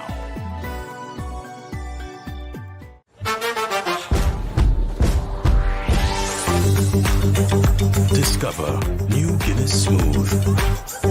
Perfectly balanced for a smooth, refreshing taste. New Guinness Smooth. Your vision is our mission at Kurtz Optical. Shop today for up to 25% off. And with Ready Finance, pay nothing for 30 days. Book your free eye examination appointment online at www.kurtzoptical.com. Your vision is our mission. Up to 25% off your completed eyewear. Only at Kurtz Optical. Value you can see. Conditions apply. See in-store for details. Isn't it good to know that no matter where you are, you're covered? Covered by a company owned by Vincentians that understands your unique insurance needs. At Metrosint General Insurance Company, we've invested 50 years of service to guarantee that you have the peace of mind that you deserve. When it comes to motor vehicle, property, employer's liability, business insurance, and much more, we've got you covered. Our professional and friendly staff understands your needs and ensures you understand your options. Metrosint General Insurance Company. Keep calm. We're online now. Thousands of local content for your viewing pleasure. Live. Boom. IKTV. Tune in. Get interactive. Get involved with WhatsApp or Instagram. Interact live. Party from home. Subscribe, follow, send us your voice notes. Check us out on Instagram, Facebook, WhatsApp, or call us live in studio. Be where the world is going. Stay home and connect online. Boom 1069, IKTV. Join the evolution. It's all about you. Connect now. Vibrant ambience and exceptional flavors of our delectable menu. Our menu is a treasure trove of flavors, offering an extensive selection of wines, liquors, cocktails, mocktails, shots, mouth-watering dishes, and so much more. Discover the true essence of Vincentian hospitality at its finest. Visit us in Prospect or call 456-9788 to secure your table today.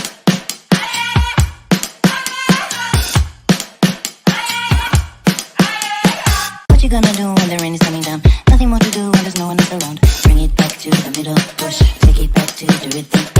feeling for good when the sky's falling down. All you gotta do is to bring it to the ground. Get it up to your inner mouth. Stop, start, down. Nobody can get what you're going through.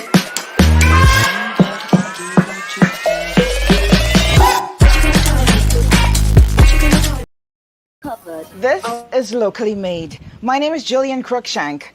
Join us on IKTV channel 112, where we premiere and air Locally Made, a program featuring locally made produce right here in St. Vincent and the Grenadines. We'll show you how it's made and how it is done. Remember, every Thursday, 8 p.m. on IKTV channel 112. Where is the plus?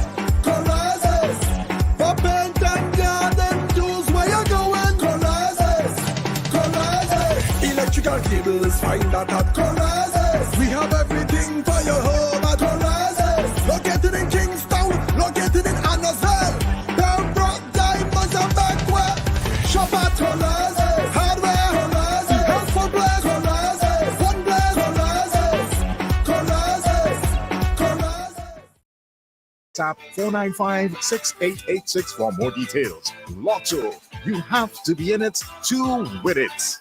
The biggest songs of the summer, every day and all night long on Boom Summer Fest.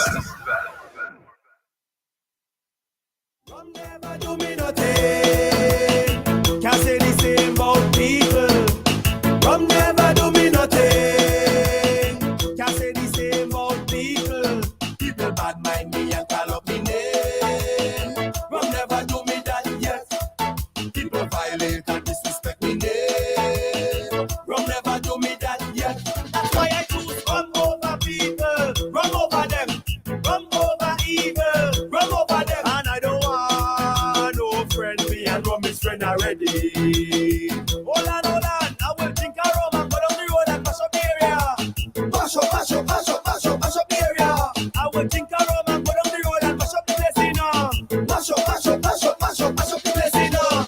But oh, when the liquor hit me and I run out and get bad in the street, everything get tear down, everything get brought down, everything get ripped down. You know why I love me rum, because rum never do me nothing. Can't say the same about me. Time to connect with the most loved man on radio. Sir Lancelot is in the building.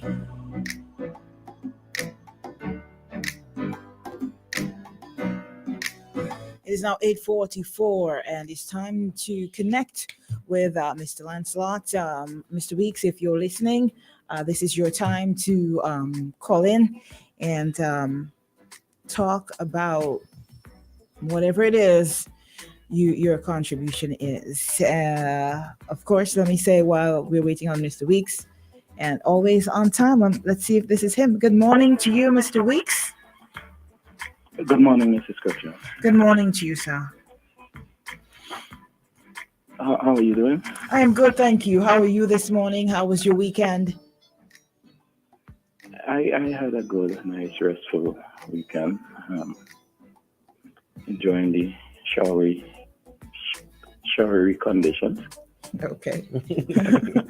Showery. All right. All of that heat. And coming out of a good week last week where I had time to be with nature and all of that. It was good. That's morning, Shady. Morning, Mr. Week. I hope you're great as well. Yes, I am.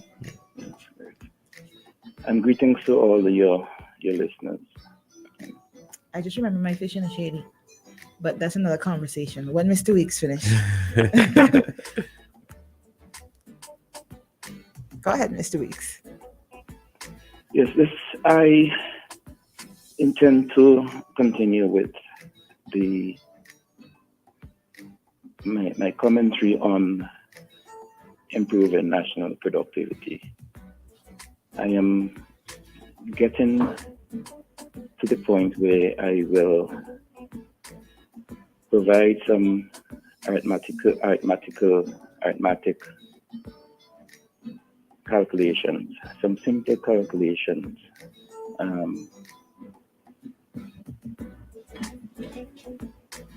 But I will take a break from it today, and I will join you guys in a couple of things that I heard you discussing this morning. I heard you, well, when I joined you, I heard you talking about some of the animals that exist in our environment, the lizards, the snakes, and so forth. I think it's a good conversation to be had, a continuous conversation. I don't think you caught us from the inception of that conversation, Mr. Weeks. Otherwise, I don't think you would have made that comment, because Shady was saying that when he was a bit younger, he was very cruel to animals, and we were talking about the different animals that we would have killed at our young age. So it really wasn't. I don't think it was a good thing. A little confession there. Yeah, I thought I basically told Shady I thought I was alone in the fact that, you know, at one point or the other, when I was a little bit younger, we put bread on fishing lines on a hook, and we would throw them and catch the yard fowl around the place. And Shady admitted that he did the same too, and the whole catching of the lizards and all those things. So it wasn't necessarily a positive thing we're talking about in terms of the animals. Well, I was speaking with Shank about the conversation around animals generally, but particularly those that are in the wild. And the wild in this context may include even some of those around our homes, but they're not domestic animals. And it is exactly for the reason that you just said, why it is important to have this conversation. Because while you did it as a child, and Shady did it as a child, and children who came before you did it, and it may well be, that children are doing it today. It is important, it is good to have that conversation, because many of the children who are doing that, and even the adults who have that kind of attitude towards these animals, are not aware of the importance of these animals to the way we live and our existence, our way of life. So that's the point I'm making. But I want to say, I am not the most competent person to talk about these issues. I happen to know bits and pieces about this because I am in an organization whose focus, whose objective, whose purpose for existence is to educate everyone that we could on the issue of the environment and conservation. So the lizard, for example, and those who observe well would realize now that we have several species of lizards in St. Vincent. All of them, I think, except one, was introduced to St. Vincent, one way or the other. The one that belong here, the one that is found in the wild, only in St. Vincent and the Grenadines, is the one that traditionally we are accustomed to seeing in our house, on the windows, in the trees, on the trees in our garden, the green lizard. That is what is referred to as one of our endemics. It is found only in St. Vincent and the Grenadines. It's endemic.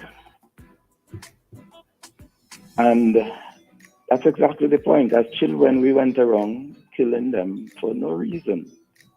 And it is important for us to understand, for the children to understand that all these animals serve a very useful purpose. And we can speak about the other endemics.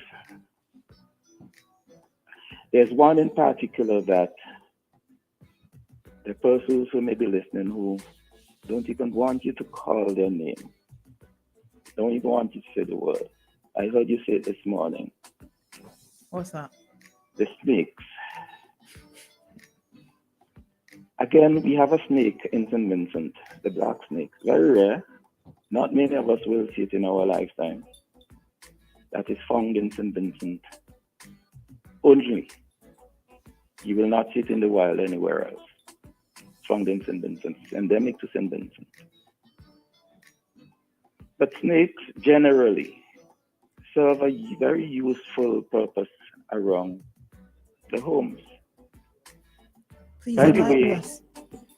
sorry? Please enlighten us. Yes, I'm coming to that. Yes. By the way, when an individual sees a snake, the first thing that comes to mind is that snake is going to bite me, it is going to poison me, and I may die.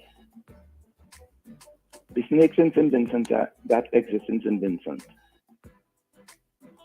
as far as the science says, and those who study them say, none of them is poisonous.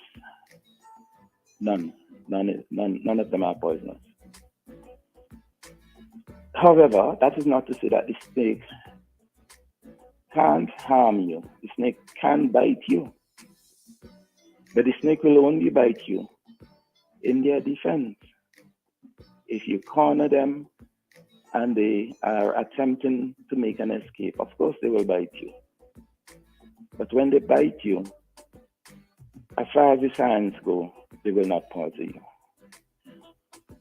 Snakes are a very good control for rats. Very good control for rats. Because that's one of the main things that they feed on, the rats. Those persons who visited our exhibition at the gardens, our wildlife exhibition at the gardens last year, would have seen a snake that we took from the wild. And it was very noticeable, so you didn't have to pay much attention to it. But you saw the snake had a swollen stomach. Well, not swollen in the sense of an enlarged stomach, an enlarged area. And the reason for that is that there was a snake in that area. Sorry, a rat in that area, inside the snake. And the snake in there living, apart from eating other things, one of the favorite meals is to swallow a rat. And that particular snake will spend days just lazing around, sleeping for most of that time, and allowing her body to digest that rat. And so those persons who farm near to the forest and who, whenever they see a snake, they take the cutlass and they chop the snake, they're really acting against themselves, because those snakes around that farm is a very good control for the rats that will eat the sweet potatoes and the plantains and whatever else, because rats eat everything that they can find. They make everything their food. I remember last year, the children who were in that workshop, in that program, there was a particular child from a prominent family in St. Vincent and the Grenadines, who, when they came to the workshop, came to the program, and the word snake was mentioned, that child had the usual reaction that the snake is to die. All snakes are to die, to kill them. And on the final day of the workshop last year, that's when we had the wildlife exhibition. And we had as I said earlier, we had a few snakes on display. And it was amazing to see that everybody who entered the exhibition grounds, the first thing that child did is to approach that person and to take them, to give them a lesson on the snake and the usefulness of the snake and explain the life of the snake and so on. That child, I believe, has become an advocate for the snakes. And it is reasons for this why I said these conversations must be had. And there are the other endemics. Some time ago, I asked our colleagues here to tell me how many endemic birds we have in St. Vincent. Can I do the same thing to you, Cruikshank? How many endemic birds do we have in St. Vincent?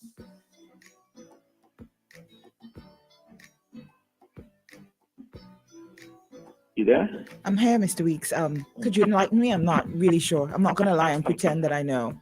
No, it's not to put you on the spot. I know, it's okay. So It's part of the education. Yeah, we have 2 endemic birds in St. Vincent. In other words, 2 birds that are found only in St. Vincent and the Grenadines in the wild. There are other birds that are maybe found in St. Vincent and Grenada only, or maybe found in the Caribbean only that exists here. But there are 2 that are found in the wild in St. Vincent only. So we call them endemics. There are the St. Vincent parrot. The Amazonia gildingi. Yes. And I'm not sure what the other one is. And the whistling warbler. Okay. Again, these are rare birds. They're not found anywhere else. And they're persons who will spend thousands of US dollars. Tens of thousands of US dollars to travel from wherever they are to come to St. Vincent and pay persons to take them into the wild where they can see these birds and other wildlife, other birds, other wildlife. Mr. Weeks, let me ask a question real quick. You know, you were saying that these 2 birds, they're endemic to SVG. Do you think that would be the case in the future, seeing that after we had the volcano eruption, some of these same species of bird that you just spoke about would have left St. Vincent, or they would have gotten, I'm not sure how they got to other places, but I heard stories of them being found in other places. I'm sure it was either due to them trying to escape the volcanic eruption, etc., etc. Do you think it would remain that way? You think there's any chance of them intermingling with other species? I'm not sure if they could do that within other islands because of this. Yes, that may happen. Your endemics may get to another place from time to time, as I said, with some of the species of lizards that we now find here. So there are ways by which endemic animals can get from one from that environment to other environment. I don't have any evidence. I'm not saying that it did not happen, but I don't have any evidence of our birds, particularly those two endemics, that they have migrated to any of the neighboring islands or any island, any other place at all. I thought you were going to make the point, which is an important one, that the eruption of the Lasso Flare would have had a serious impact on the habitat of these birds. In other words, the forest in which they live. Well, that's quite obvious. We saw the damage that was done. And many of the birds were destroyed as well. Many of the birds obviously had to leave the forest and the higher mountain range and come down closer to where we live and we work and we farm and so. And that presents a challenge to the continued existence of these birds in particular. And that is why it is important for us to have this kind of discussion so those who hear us can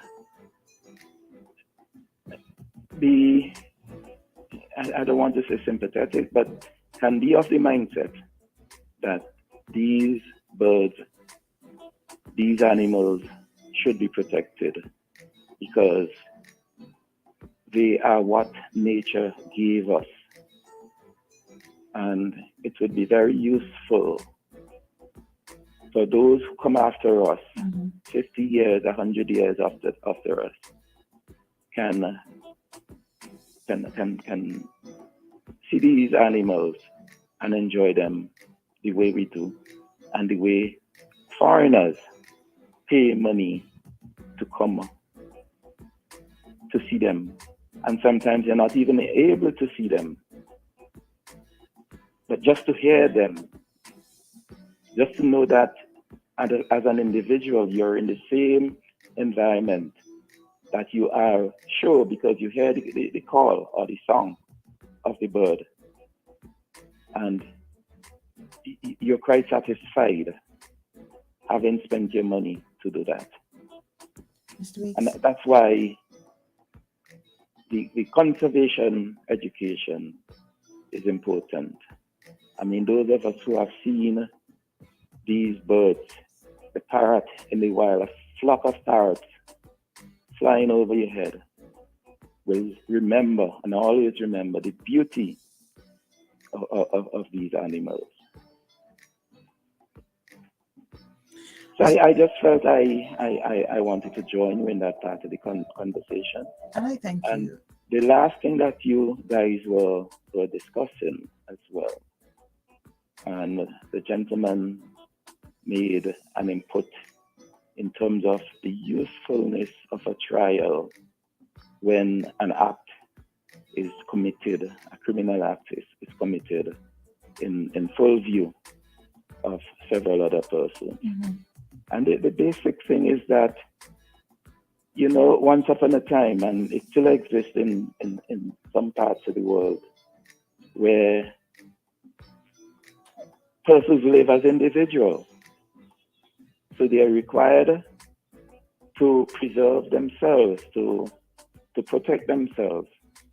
But when we live in a society and communities, and we give up much of our rights so that all of us can exist together, roles and responsibilities are assigned to different persons in the society.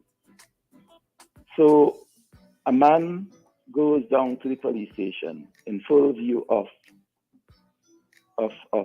the sentry and all passers-by and kills somebody. And the argument is, well, we all see the man kill somebody, so he should go to jail immediately. There should not be any trial. But who should do that to the man? Whose responsibility it is to put that man in jail? According to the way our society is ordered, that's the responsibility of the court, the judge. And therefore, all of that evidence must be collected and put before the judge. And the judge must be satisfied. Remember, the judge wasn't there, the judge didn't see this man commit the crime that several other persons saw. So that's why the police, whose role is to investigate and gather evidence, they do that and they provide. So that's their role. Collect and gather evidence, put them together, make out a case against the individual or individuals. And in some matters, they themselves are allowed to put it before the court. But generally, it's not their role to put it before the court. You have another authority, the prosecuting authority, headed by the DPP, the Director of Public Prosecution, whose role it is to prosecute these matters. And to prosecute simply means to open up, to put in front all of the facts before the judge.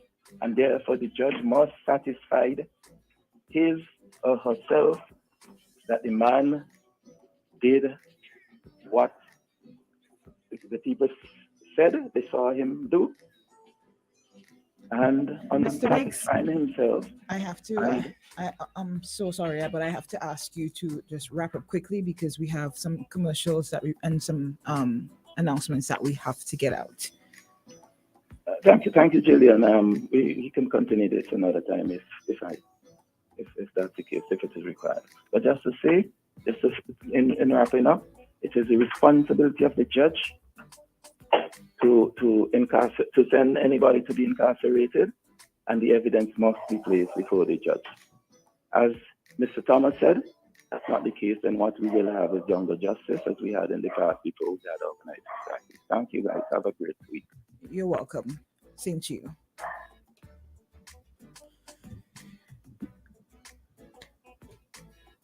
OMG in the morning. We have, that was Mr. Weeks there giving his insights on some of the things that we would have spoken about earlier this morning and touching on some of the stuff we spoke about on Plain Talk with Jomo Thomas. And I think Jomo basically clarified the majority of it for us. I wanted to get into some of the comments.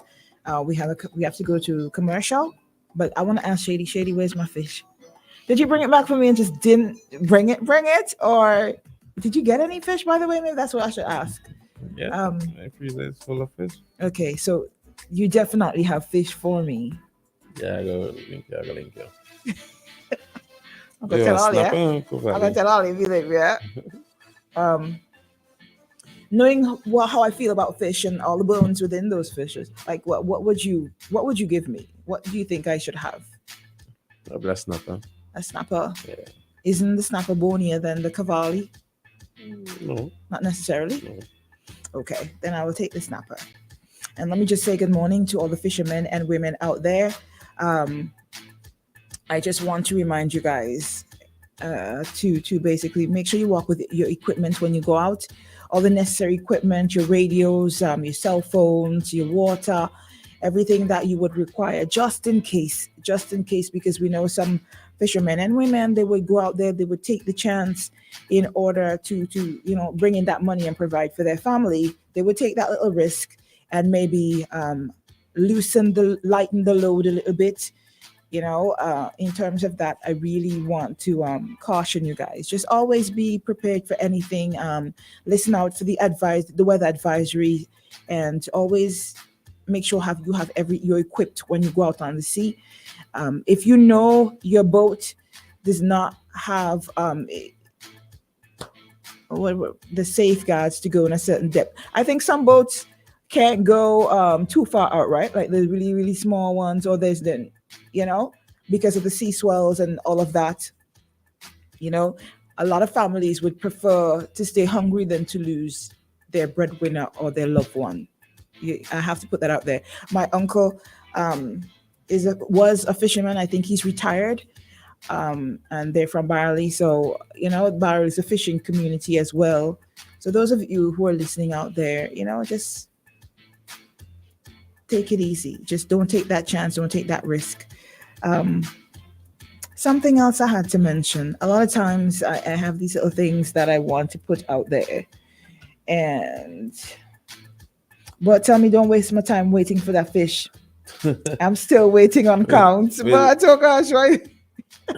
But within on conchs? Yeah, but he's still waiting on counts. I can't remember about telling me you want conchs. I have conchs in my freezer. But I believe he didn't hook you up in it. How are you gonna get this counts, Bert? You know?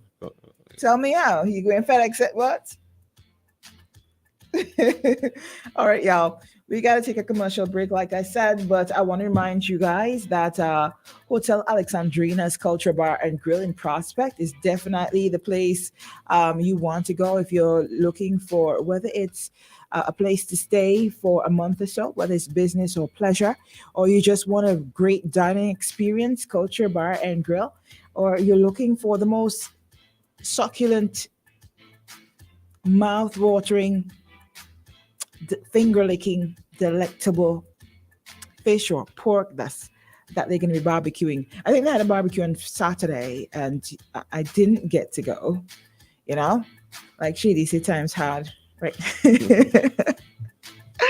Check out Hotel Alexandrina's Culture Bar and Grill. You can give them a call at 456-9788 if you want to make reservations, whether it's to go get barbecue or for a room or two. You can check them out today. Yes. Also, Woodsy's Bar and Restaurant. Shout out to all the folks at Woodsy's. They're located in New York. Those of you who live in surrounding areas, whether you're in Flatbush, you're in Hell's Kitchen, you're in, give me some other places in New York real quick. If you're in Nostrand, you know, shout out to all the bakeries around there. I know we're being heard. There are a few people who would listen in Nostrand Avenue. There's one lady in particular I know who plies her trade on the outside there. She sells different stuff outside, and she's normally listening. Good morning to you. Check out Woodsy's Bar and Restaurant today, those of you who are in the area. Or if you want to make a trip up for the weekend, check out Woodsy's Bar and Restaurant. Shout out to morning to the folks at Barry's Auto Parts. Good morning. If you're looking for parts for your vehicle, if your vehicle got damaged with all the flooding and rain that we would have had, check out Barry's Auto Parts today. They got parts for RAV4. They got parts for the AE110, the series. They have headlights, indicators, tail lights, steering box for RAV4. They also have different vehicle parts available. They're located on Middle Street in the Blue Building, inside on Fleek Styles. Contact Barry's Auto Parts today at 593-5226. That's how you get to them. Reminding you, coming up shortly, we will be checking in with the doc coming up soon, and that's with Dr. / Pastor Cecil Richards. Don't go anywhere. Don't touch that. I'll be right back. No matter where we come from, the journey begins the same for all of us. There are no easy ways to achieve.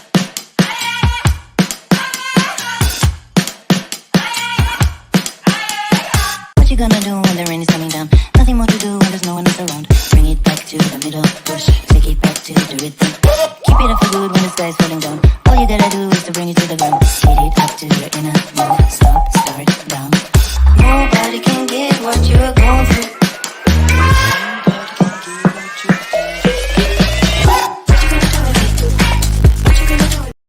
61894 or visit our website today at www.sv.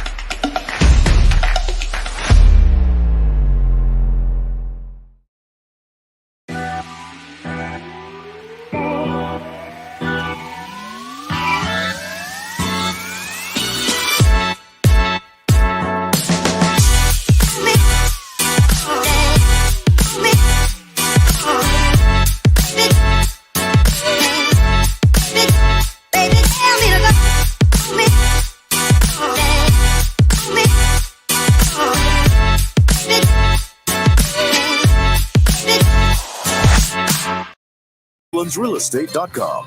Remember, if you're looking for luxury, life is worth living on the rock with Green Rocks.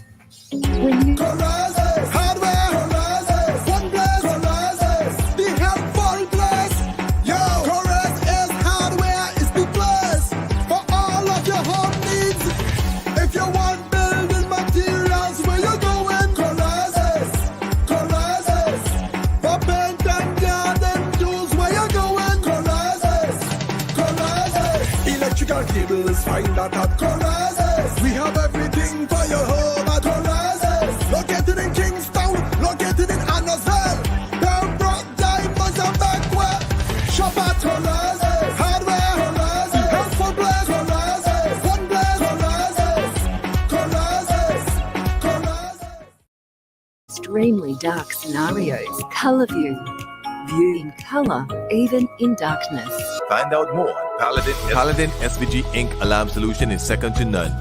We offer intrusion alarm systems, security radar, active infrared beams, and emergency alarm systems. Get perimeter protection for your premises. Active infrared beams protect large areas. Our radar video linkage solution sends data to PTZ cameras for active target tracking so you can take immediate action. Intrusion alarm systems offer reliable protection and records video the moment the alarm is triggered and sends footage to users via email or the app. Intelligent alarm systems mean you can control your home from anywhere in the world. Find out more at Paladin SVG Inc. at telephone number 784-457-7241. Memorial Funeral Home is dedicated to meeting the needs of our customers. We go above and beyond to ensure satisfaction and convenience. That is why we are extending our services to the diaspora. Working with Caribbean Funeral Home in New York, burial packages can now be completed in New York to cover burials in St. Vincent, and likewise, packages can be made in St. Vincent to cover burials in New York. Caribbean Funeral Home is located on 1922 Utica Avenue, Brooklyn. Call their office at 718-444-1818 or WhatsApp at 347-925-9557 or 347-231-5410. For more information, call our local office at 458-8888. Memorial Funeral Home. Quality, convenience, and affordability. Back the funding.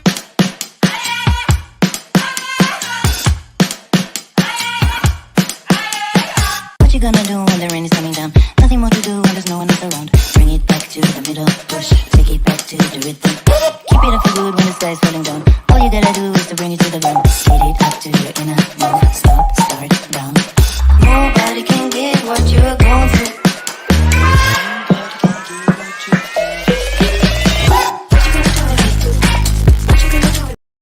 Download today at NLASVG.com.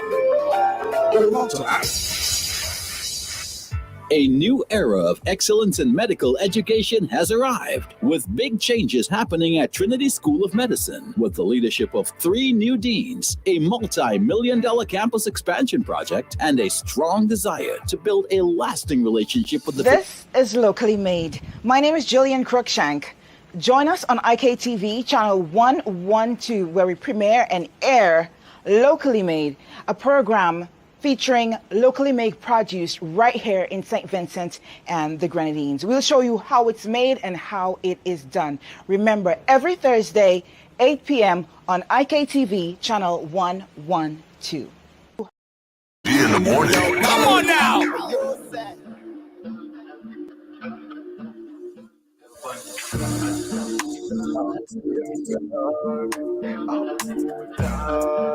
You're too bad. Flames shaka fi take over. Nova Scotia. Me bossy bounce, everybody touch your shoulder. I put man a rock it. Put a close and put a down. But take a step. Tell her to step. As she a move to the beat, get your foot there. I will not take check. You got the exit. Just a seat at the boot. I'm in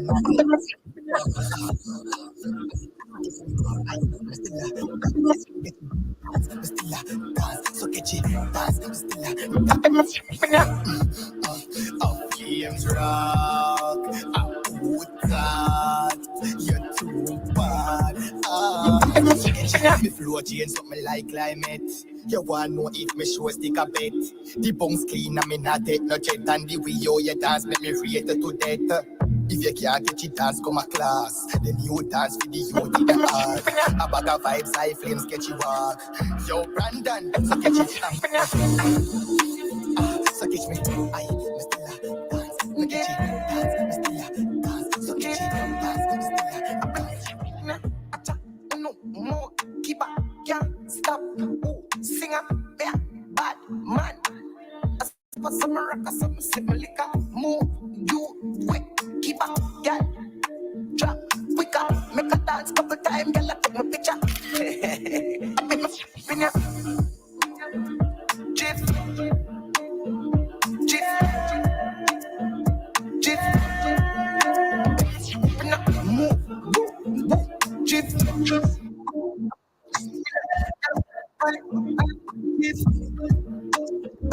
Over this up, one over this up, them turn up over this up. See a hot girl, me a call her hello. If you see the guy that dance in the place get mellow, hear me and tell you. Some do me think, change them a blink. Skip me enemy, them me a little thing.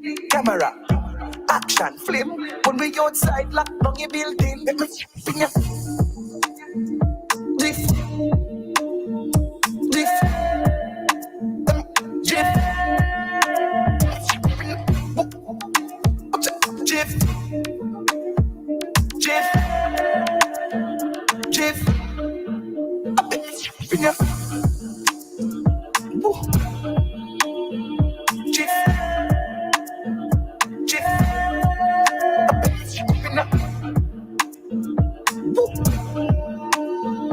Jif,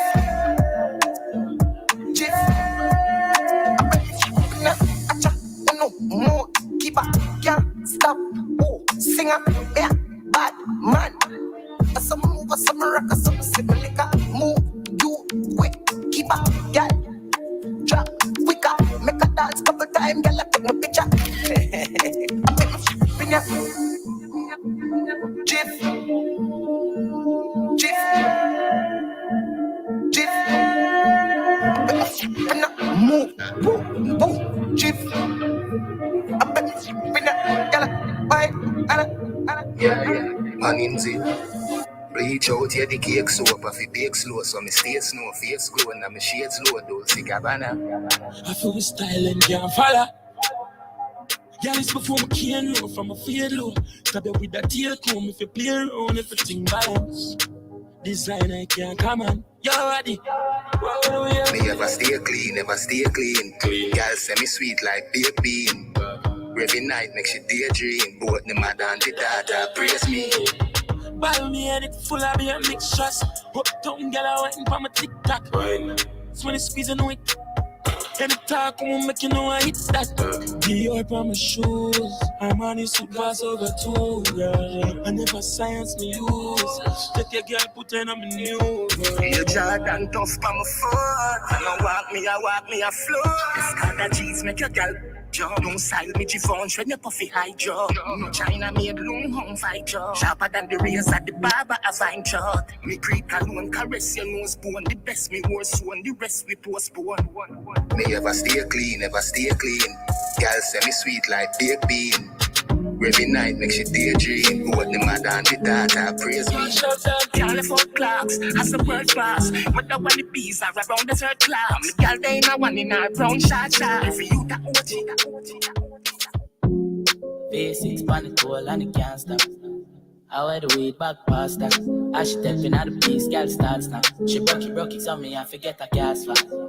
The bang a dead, I wear the charger. Did you love black so the flow sing smarter? She have to jump on a drive charter. My girl foot no dirty car, she no mix smarter. And we know it pan camel.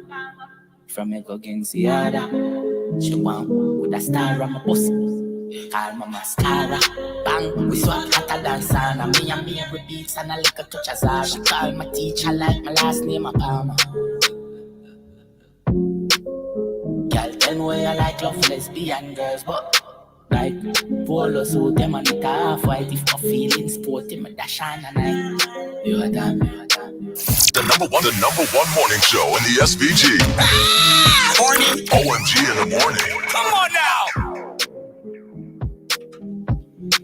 OMG, welcome back. Just giving you a really a nice little music break right there.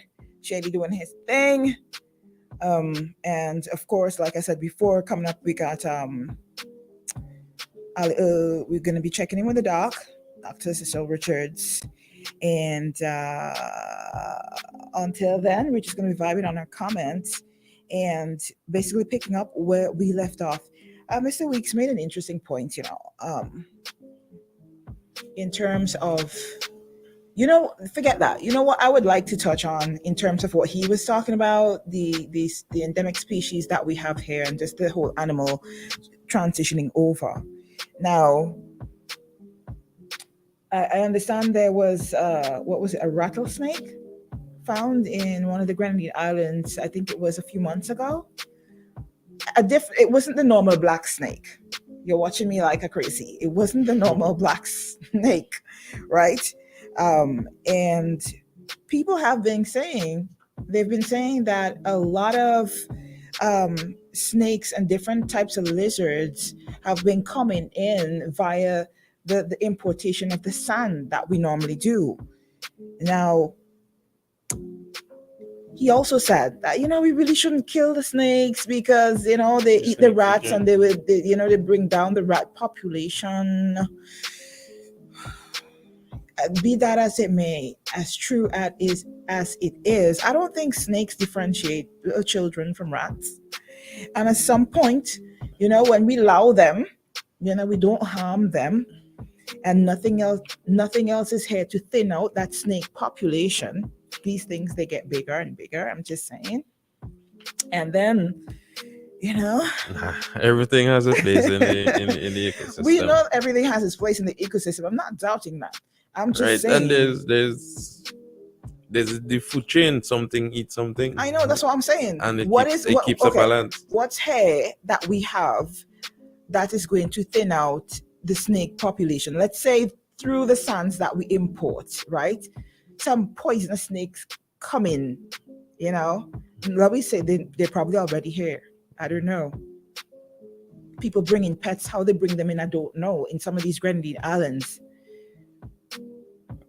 What do we have here to check that population? The manikou, the iguana. What do you have here? No, I'm serious. Like, what do we have here to thin out the snake population? If let's say by chance, we get in some poisonous snakes through the sand or through people bringing in pets and then letting them go in the wild when they can't control them. Well, I guess if that is the case, we probably might have to bring some animal to. When it's too late, after how many children the snakes would have killed or poisoned people. How many poisonous snakes? I don't know. I'm just saying. I'm just telling you.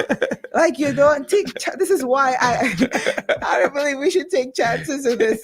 Yes, I have a dreadful fear of snakes. Not really a fear. I just don't believe in letting certain things live. Like, you see what happened? I am sure if Batman and Superman at some point had killed some of these bad guys, you think the Joker would have been able to kill one of his Robins? Do you remember how devastated Batman got? He got to his lowest point when Joker was able to kill, I think it was the third Robin or the second Robin? I'm telling you, if he had killed Joker before, just finish him off. Like, they keep coming back and coming back and coming. When will you learn? There's a movie. But it can apply in real life. Never mind, it's just TV thing, but it applies in real life. And sometimes putting these people away, hoping, we stray. But I'm just saying, and look at the snails. Look, let me take this call. Good morning, you're live on OMG. Morning. I wanted to put this out there. Morning, guys. I wanted to put this out there. The most dangerous animal on earth is human being. You, man, you're taking this real deep, boy. Especially with sex. Man, even that, but we just kill each other for fun. We just kill each other because somebody talk different. We just kill each other because one of them skin color different from another one. We just kill each other because they have on a red shirt. Politically, might I add. We just kill each other because we have on a yellow shirt. But to address you talked about the jail. I mentioned that when Dave Ames, Dave Ames, Mama got you whole country and come down there and put white sand on our indigenous black sand. I say, I hope all you sifting this sand because Guyana is in South America, and they tell me it's Guyana, this sand they must coming from. So all you correct me if I'm wrong, because remember me do tish. I say, are we sifting anything in sifting the sand? Because what if it's anaconda or python eggs in that sand? And those eggs germinate, and all of a sudden now we have a 20-foot snake lurking in our community, in our river. When people go book them now, go catch chicho here, way, Tanti get swallowed by a snake. Environment, the different environment might play a role, whether those will survive here or not. You think so? We have big man. What is the perfect environment? The same environment Miami have. The same environment Florida have. The same environment Africa have. The same environment Guyana have. The same environment St. Vincent have. And matter of fact, St. Vincent might have so much food and resources. For them food, the food might eat, the snake might eat a manico and swell on bigger than how we one of them a Guyana swell. We don't know.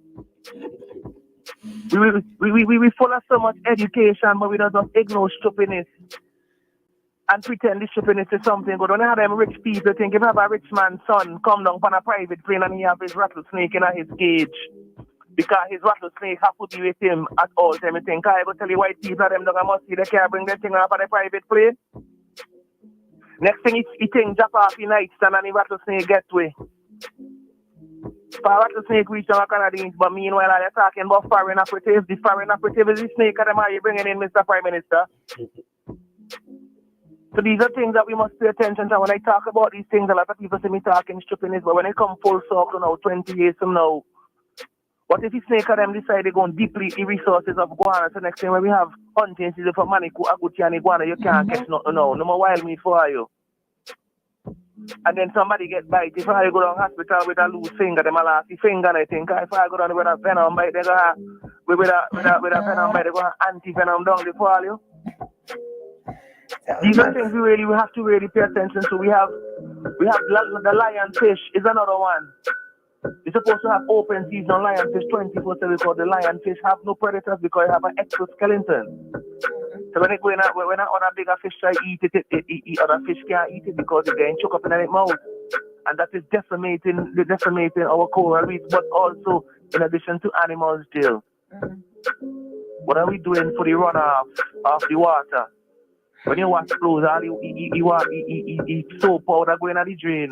The drain going to the river and the river going to the ocean. First time there's me to bathe in a Lake River. If we go to the river and bathe now, when we come out, I go to a 8 max have. Because the water is so nasty that people getting a bunch of lesions and things on their skin. But we're talking about we're a country of progress. We need to really implement these things, and this grey water system is actually on the books. That planning is requiring new homes when they're being built to collect the grey water, filter the grey water, basically clean out as much toxins as possible out of this water before they let it go back into the environment. But hey, remember me don't just plus back, but we gotta pay attention to these things, and I'm glad you bring these up. So white people don't gonna they follow here, you know. Leave all your things for you bring them from now. Because it means the ecosystem is actually fragile. Perhaps any parrot go a Germany, it's about to be TV parrot, I mean, take the parrot of them and carry them over so to germinate. But anyway, big up ourselves. Yeah, we need to stop eat all the natural resources before they could produce. There's another topic for another day, but all these invasive species, those are the foreign operatives, in my opinion, that we need to worry about. And snake is infiltrated the environment of St. Vincent and Grenadine. The civilized environment, might I add. I watch them. Big up yourself here. And I see Mario come there earlier. Big up yourself, Mario. And I hope you enjoy yourself on the vacation. And when I want to come back, Jill, you guys work now. I want to come back. Alright, Max. Listen, man, everybody all have a blessed weekend, love and love alone. And all you just practice love, because a lot of you just talk That's it. The week just started. He probably ain't coming back for the rest of the week. Is that what you're saying, Max? Who? You. Shady was saying, Me right, not come back that for the rest the of- week just starts, right? So I was saying that you're probably not coming back for the rest of the week. That's why you said. Nah, man. Enjoy the week. Nah, we just start, but now I have to come back because St. Vincent is my obligation and I have to call back and add my thing because my board paper says St. Vincent and the Grenadines. And that's why your labor people who say me keep us at St. Vincent business. I hype me up on it. Your labor people who say come out keep us at St. Vincent business at me ban. And if they wanna get cremated, me whole ashes go spread from Fancy go straight down to the bottom of St. Vincent. So even when me dead, me hand tie you. Right, prepare for me. Big up, bye. All right, Max. Oh my gosh, Max is always a vibe and he's always on point. He's always bringing up something that we probably, a perspective also that we probably wouldn't have thought about. I just want to say something real quick. Guys, it's something you should know about me. There are times I could be very sarcastic. And when I asked Shady, what is here, what predators are here to thin out the snake herd, when I said the agouti, the iguana, I didn't mean that they eat those animals. I was being sarcastic and basically dropping those names, basically saying there's really nothing here that we have to that point that would thin out the snakes. I think we all know iguanas eat fruits and these different leaves and whatever. Come on, no man, you must give me some credit. Give me a little credit, no man. It's quite obvious. I don't like how all is behaving, but I was just being sarcastic when I mentioned those. I was basically saying, come on, we don't really have nothing. This is what we do have, and which one of these are gonna just do the job? What hair we have that could kill off these snakes to the point where they could thin down the population? Let me see. Let me just read out some of these things.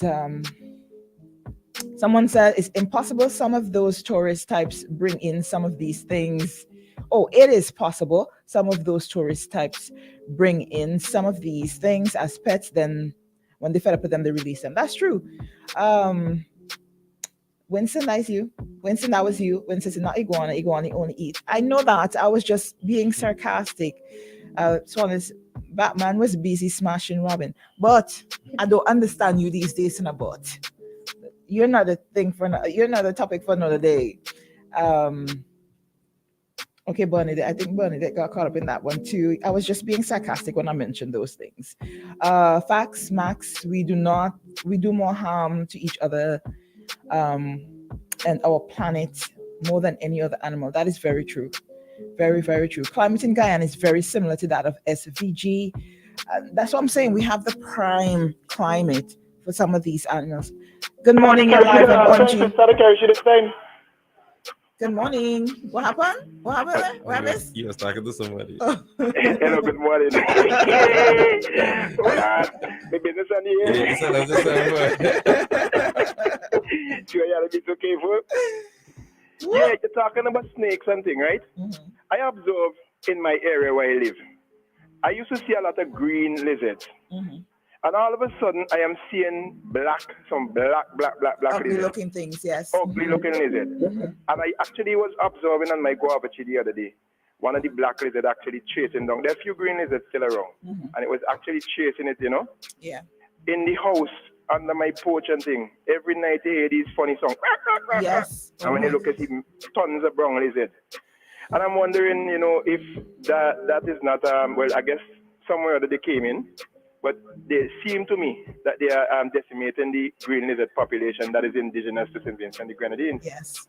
And these are things that we have to take into consideration because sometimes we say, oh, well, it's no harm. But then when it do becomes a harm, look at mongoose and them thing. They bring in mongoose and thing to eradicate the snakes, but then the mongoose themselves became a pest. The tattoo and all those things are brought in, and they became a pest. So sometimes we look at the environment, but we don't look at the in terms of the fauna and the animal life, the balance that we need to create. I don't know if you have gone into Tongue lately, Jill. You're talking about, Bax was making a point about the grey water. I don't know if you've gone into Tongue lately and if you pass by certain restaurants in Tongue and the stench that comes from the gutters around them. Mm-hmm. And if you look around them, you see all the grease marks, those restaurants supposed to have grease traps and so on installed when they're going to set up business such as those?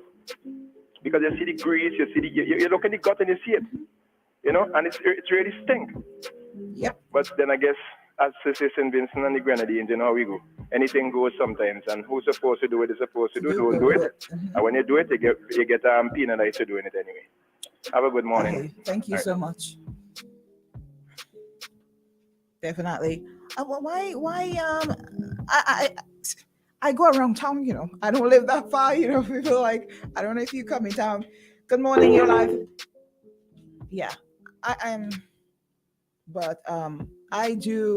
live too far out of town, right? But these are things that we notice, and not only in town alone. Coming out of town, you would see some of these things where you have big gutters and water's trapped in a way. You see these things happening. Listen, first, let me just give the sanitation workers their props. They do a good job, right? And I think certain things are not only left up to the sanitation workers. It's not just about clearing out these gutters, business places, restaurant owners, they have their part to play in how they manage their waste also, whether it's their wastewater, their waste produce, all these things. And these same nasty waters, when the gutters are overflowing, they get overflowed when we have a lot of rain. You see people walking in this. People, believe me when I tell you, people walk in the water. These gutters, they flow over and they come into the streets, and the streets get a little bit flooded. That it happens in our area here, and you would see people walking in the water. And the first thing that comes to my mind is, do they know where this water is coming from, how this water is mixed? But like you said, I think the responsibility is on everybody to do their part, not just the town board and the sanitation department. The business places have a part to play in all of this in terms of how they handle their waste, not just handling their waste, finding different ways in which they can reuse their waste products, like the waste oils from some of these restaurants. They could be reused. Certain things can be done with them. So I think everybody has a part to play with all of that. One thing I saw on Facebook, let me touch on this real quick before Pastor come in. I saw on Facebook some people are complaining about the, I don't know if they're homeless children, but there are some young boys that are always out in certain areas in Kingstown begging, right? And some people on Facebook were saying, they stirring up again, like when they beg you for money and you don't give them, they're getting a bit hostile, they cuss you, etc. I think this was brought up before. It's something that happens on and off. What I don't understand is, in terms of where are their parents? Because we know from what we've heard and what we understand, because like I said, it's not the first time this story has come up. Some of these young boys, they have parents, yet they're on the street begging. And what we would have understood is that some of them are begging, to help their parents or being sent by their parents. Not 100% sure, right? But what is being done in regards to this in terms, let's say, social welfare, whoever is responsible in this department? These boys should not be on the street. And in terms of, I think if people would not, should I say people shouldn't give them money? Because it sounds kind of cool. Because I've passed two of these, probably two or three. I don't know if it's the same boy. I don't think it's the same boy. One up KFC who would have asked me for money twice. And twice I said no, because I'm not tolerating that. I normally say no to these young boys, whether they're on Subway, down by Salvation Army, across by Ace there. I don't give them money because I'm not going to encourage them in doing this. That's why they behave the way they behave, because we're encouraging them by giving them. Sometimes they may need it. That's why I said I don't want to sound cool, right? Yes, they need it. That's why they should be picked up off the streets. By whom? Find out whether it's the police, social welfare, and so you're telling me if the police pick them up, and do some investigate, because they're not supposed to be there, they're supposed to be in school. Investigate into the matter where his mother is, because your parents have a responsibility. I bet you if he could thief something, do somebody damage, I bet you they find his parents real fast. They will find the parents real fast in terms of getting compensation or who to blame. You understand? So we, as parents, we have a legal responsibility. And I personally think if these young boys have, if their parents can be found, they have to be responsible for them in some shape or form. They have to take responsibility. Yeah, but some of them, the parents can even do better. So that means that they shouldn't take responsibility. What do you think should be done? Now we say one of the boys' parents are very, very poor. What do we do? Leave the boys on the street so they can beg for their parents? I'm just asking, I know. But what do you think should be done? We don't have some institution like the Liberty Lodge and those places that I have heard on numerous occasions, many reasons why you should not send these street boys or girls to Liberty Lodge. First of all, nobody wants their children to be sodomized. So you're going to take them off the street to be sexually molested in some of these places that you would take them. Yep. School children, say. School children. Anyway. But I'm saying something has to be done about these boys on the streets. I will not hold them solely accountable for their behavior. Sometimes the parents does send them sometimes. That's what I'm saying. I witnessed that myself. I get caught already. But I didn't really mind. I guess they really needed it, but Pastor probably going to tell me very cool, and there's different. Recently, sometime last week, I was in Cameron Park and I stopped by Alan Smith Bakery there, and there's a boy. He was outside on the bench, and he asked me to, buy a bag of bread for him, please. Which I did, and I also bought a tin of sausages and juice for him. That I would do. And when he got it, he went wherever he. Yes. So when the girl inside tell me he didn't normally be there asking for the food. Yeah. And when he gets, he leaves and take it home. Yeah, that I would do. But money. You know what? Let's check in with the doc. Check in with the doc. He's been waiting patiently.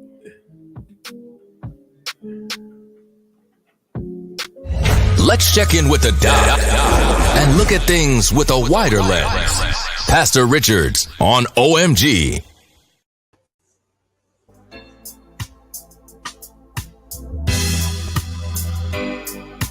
Dr. Richards, a good morning to you.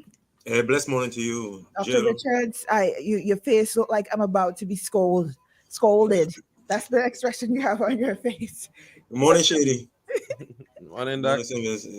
Morning, Sylvester and the Grandeans. All wonderful people and people on the move and progressing people.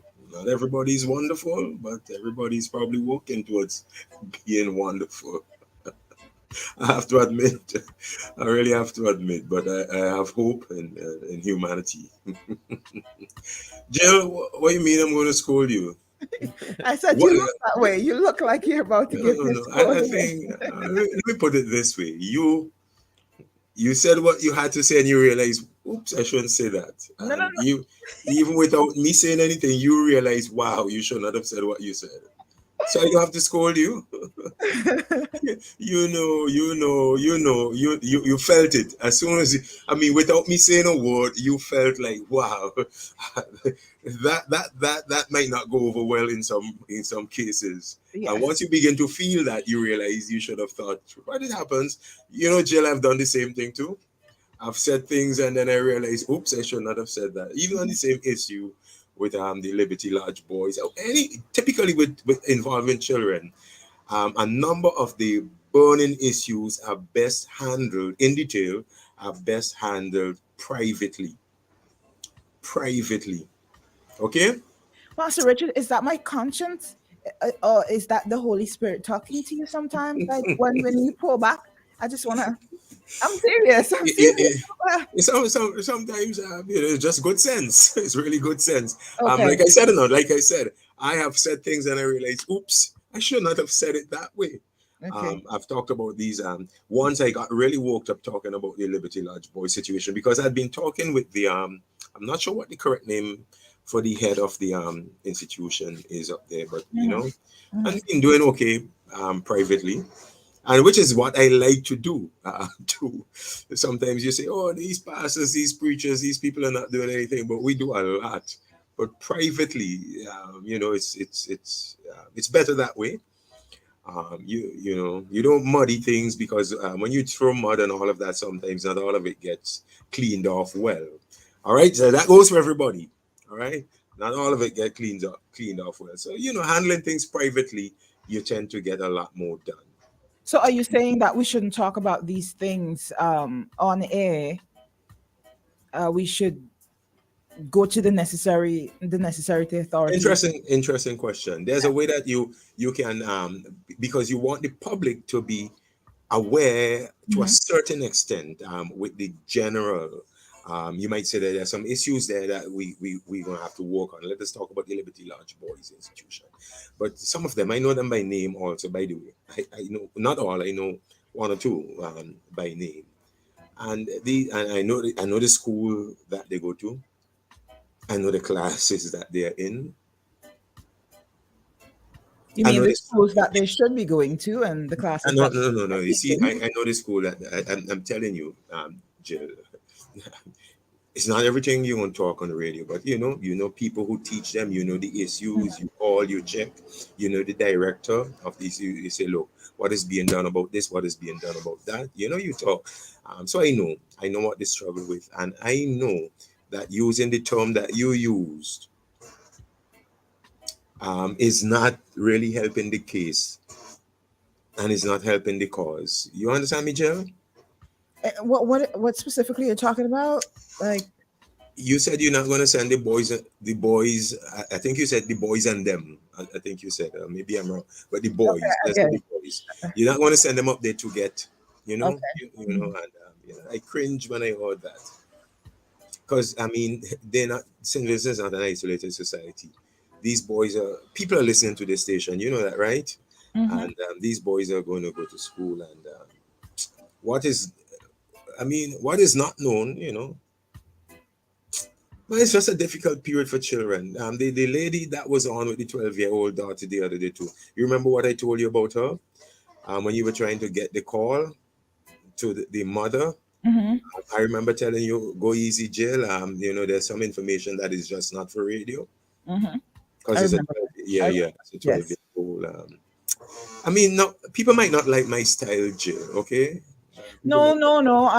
But Pastor Richards, these things that are being said, some of them they're in terms of what goes on at the Liberty Lodge facility. Some of them, all these things are already out there, you know. So, but I understand where you're coming from. Yeah, okay, exactly. I mean, and even if it might be too late on that one, it is instructive to teach about other things coming up where children would be involved. You just have to be very sensitive about what you say publicly regarding them, the details of their case and all of that. They have a whole life left ahead of them to live, and you know, the less we heap on that and the less we label, you know, the better it is for them, the easier the load on them. So let me leave that there. So we were talking, and I also heard you. So many different angles I can go at this morning. But I heard you, Jill. Let's talk. The cruelty to the animals thing. All right? Pastor, did you hear me say one good thing today? Oh my gosh. Please note, I was very young. All right? These are just teaching points, and there are people, this is just teaching moments. I am not reprimanding you and scolding you. I'm just saying that I heard you say. In fact, I didn't hear initially, but whenever Mr. Weeks was on, I heard your disclaimer and all of that. So I was like, whoa, they talked about that. I missed that. But that's an area that I talk about when a couple of years ago when I was teaching guidance counseling. One of the things that I taught the students, they were doing their bachelor's, I think, in guidance counseling. So one of the things I taught them, watch for these signs. And one of the signs I told them to watch for is cruelty to animals. So that's a telltale sign, Jill. So whenever you and Shady mentioned that you and Shady talked about the occasional cruelty to animals, I was wondering if there was a constellation of others indicators that might that might indicate that maybe we have some issues there. Where am I going with this? There's some childhood disorders. I'm not going to go deep into the psychology of it, but there's some childhood, not necessarily, let's call them conduct disorders, because there's a whole range. And I hope some people are taking notes. Whenever you hear me talking like this, I really want to point you in a direction, send you to take notes. Some of you have young children. Some of you have children 10 and 11 and 12 and 14. So you want to pay attention to what I'm about to say.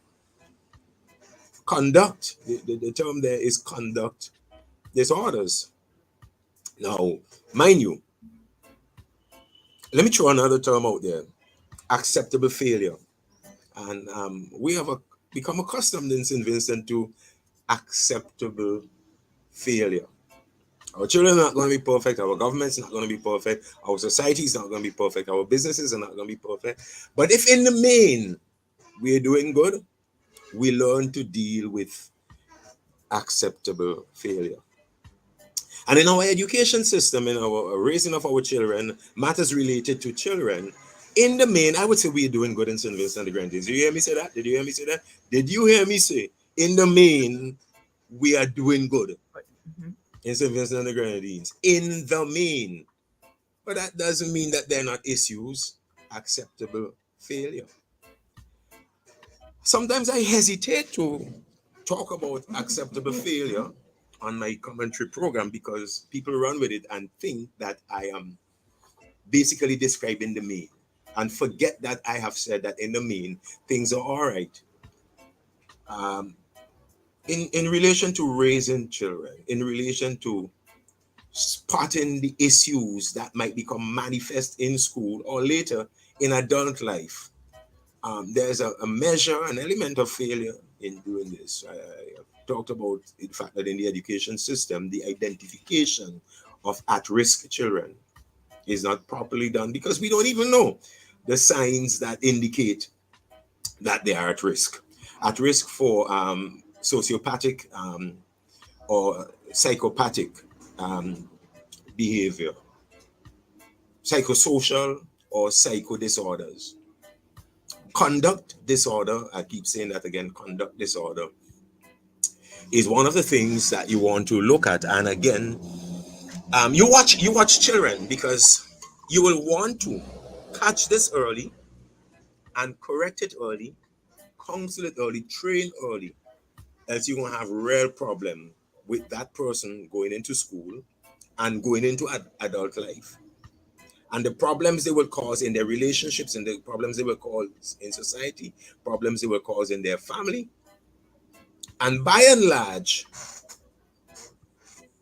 it is these, now hear me and hear me well, hear me and hear me well. By and large, the problem of crime that we have in our society, the problem of assault, crime in general, but include battery assault, murders and all of that, it comes from within, hear me again, hear me well, it comes from within this subsection of the population, mind you, small, but it comes from within this subsection of the population that is at risk and that neither their parents caught it early and dealt with it, or the teachers caught it early and dealt with it. So they go through their early childhood life and this thing begins to evolve and begins to manifest in them, and they're being shaped It's becoming hard baked in them.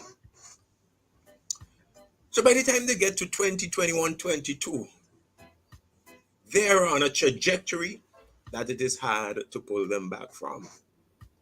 So when I heard you talk about cruelty to animals this morning, all of that, and I'm not saying that you're on this trajectory. I am not saying one sign, excuse me.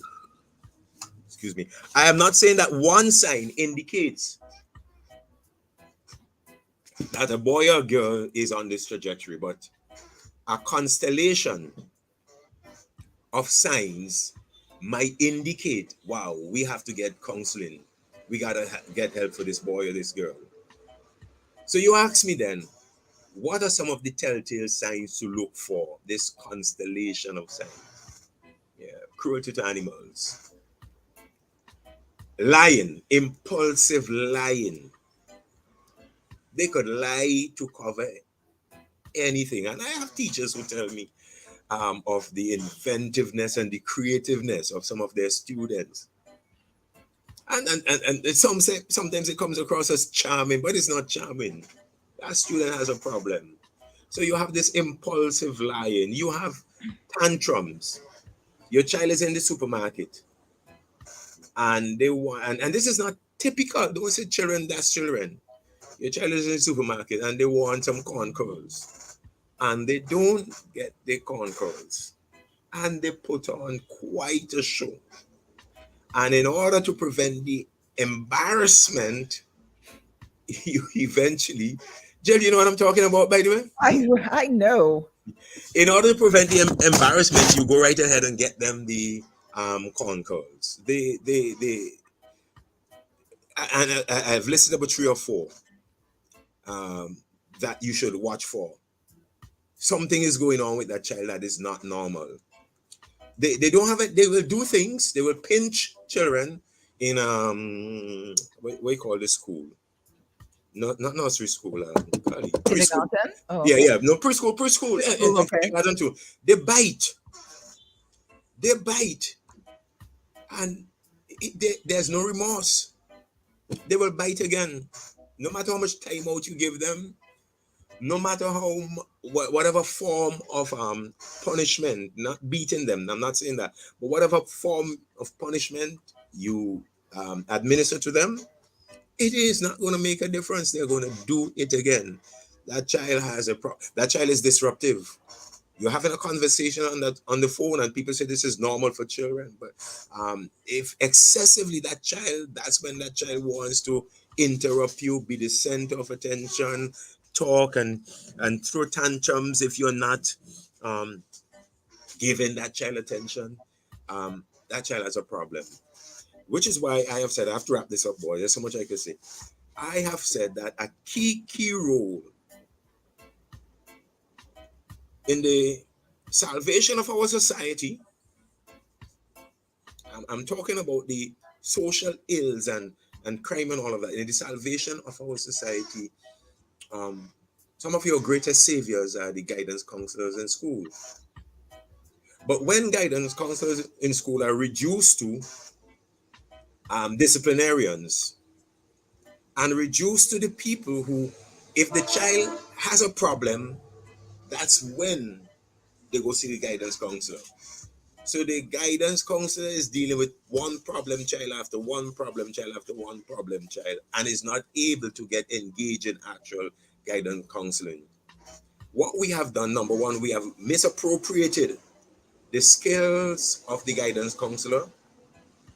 And secondly, we have wasted an opportunity to have that guidance counselor. And by the way, we need more than one per school. We need more than 2 per school. I actually think we need more guidance counselors. I've said this over and over again. We probably need more guidance counselors and English teachers in the schools. I think that's something you can actually use your platform and your position to get out there. And I have spoken to people about this. But let me say this, right? But the reason why we don't is that acceptable failure. I mean, it is a failure. It is a failure. People know it's a failure. We don't have enough guidance counselors. We don't even have special ed classes. We don't have any of that. We don't have special ed classes. We don't have where you take children out and deal with them. We have a number of failures in this area, but in the mean, if we have 100 grade age students in the school and 90 of them are being catered for properly, we good. We will accept the 10% failure. I think I better stop there. Okay.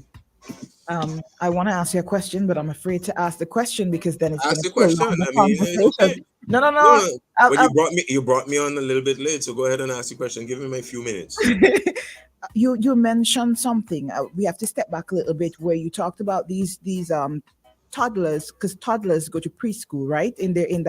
They're just coming out of their toddler stage, and you mentioned the pinching and the biting. And you know how people say children, nobody is inherently evil. And I'm not saying they're evil. I'm just saying, so do you think these children just develop these behavior just like that? Or it's something that is being done to them at home and they display it at preschool? Or it's just a way of getting attention or dealing with things that are happening at that point in time? Can't answer that now. In full, I'll give you the short. Children are born with issues, period. Is that enough for you? And the brain testing, brain mapping, substance abuse by parents, what is it called? Prenatal care, whatever the care is called, neonatal.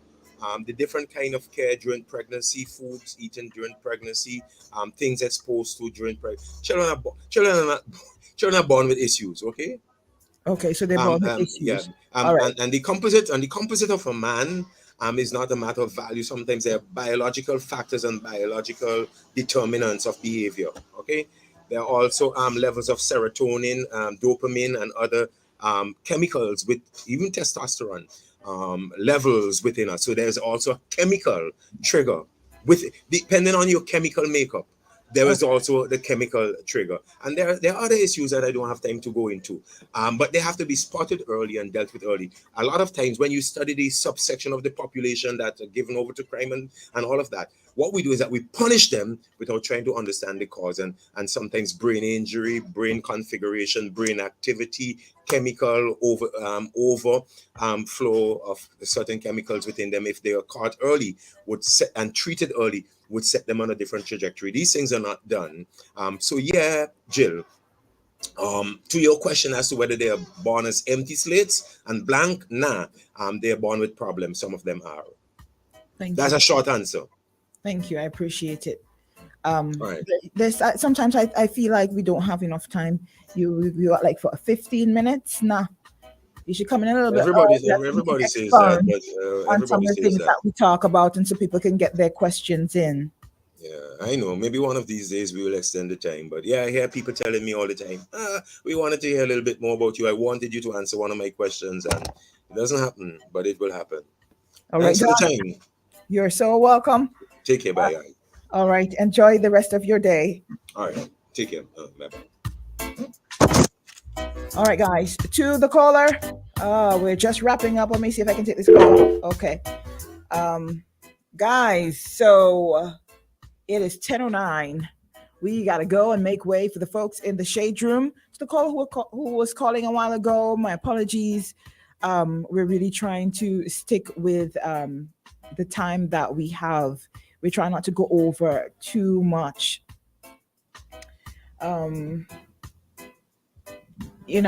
Doc pointed out some things there that kind of eye-opening, especially when it comes to children and their behaviors.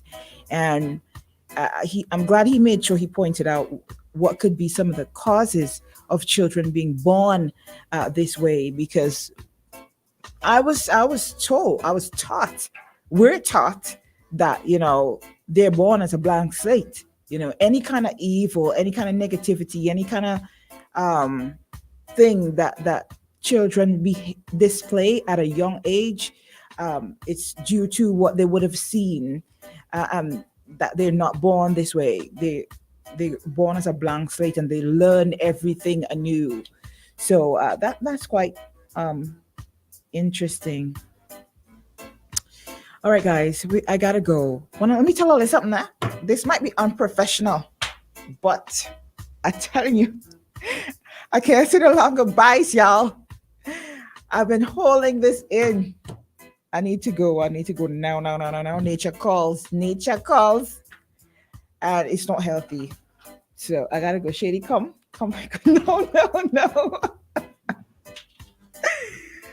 For real, Randy.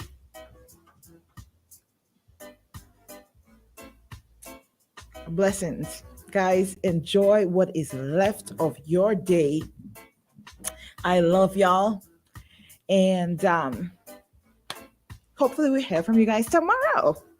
With that said, just be blessed. Take care of yourself. Shady.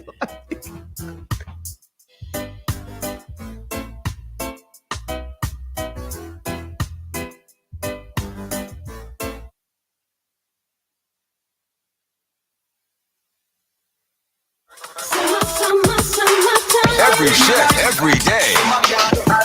Playing all the party anthems and hits. All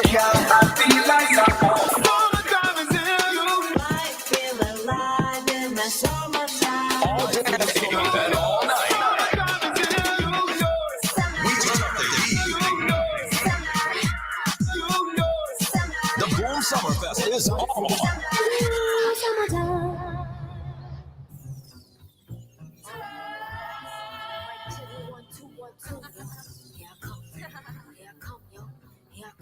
Heard they won't be this, cause I was always that.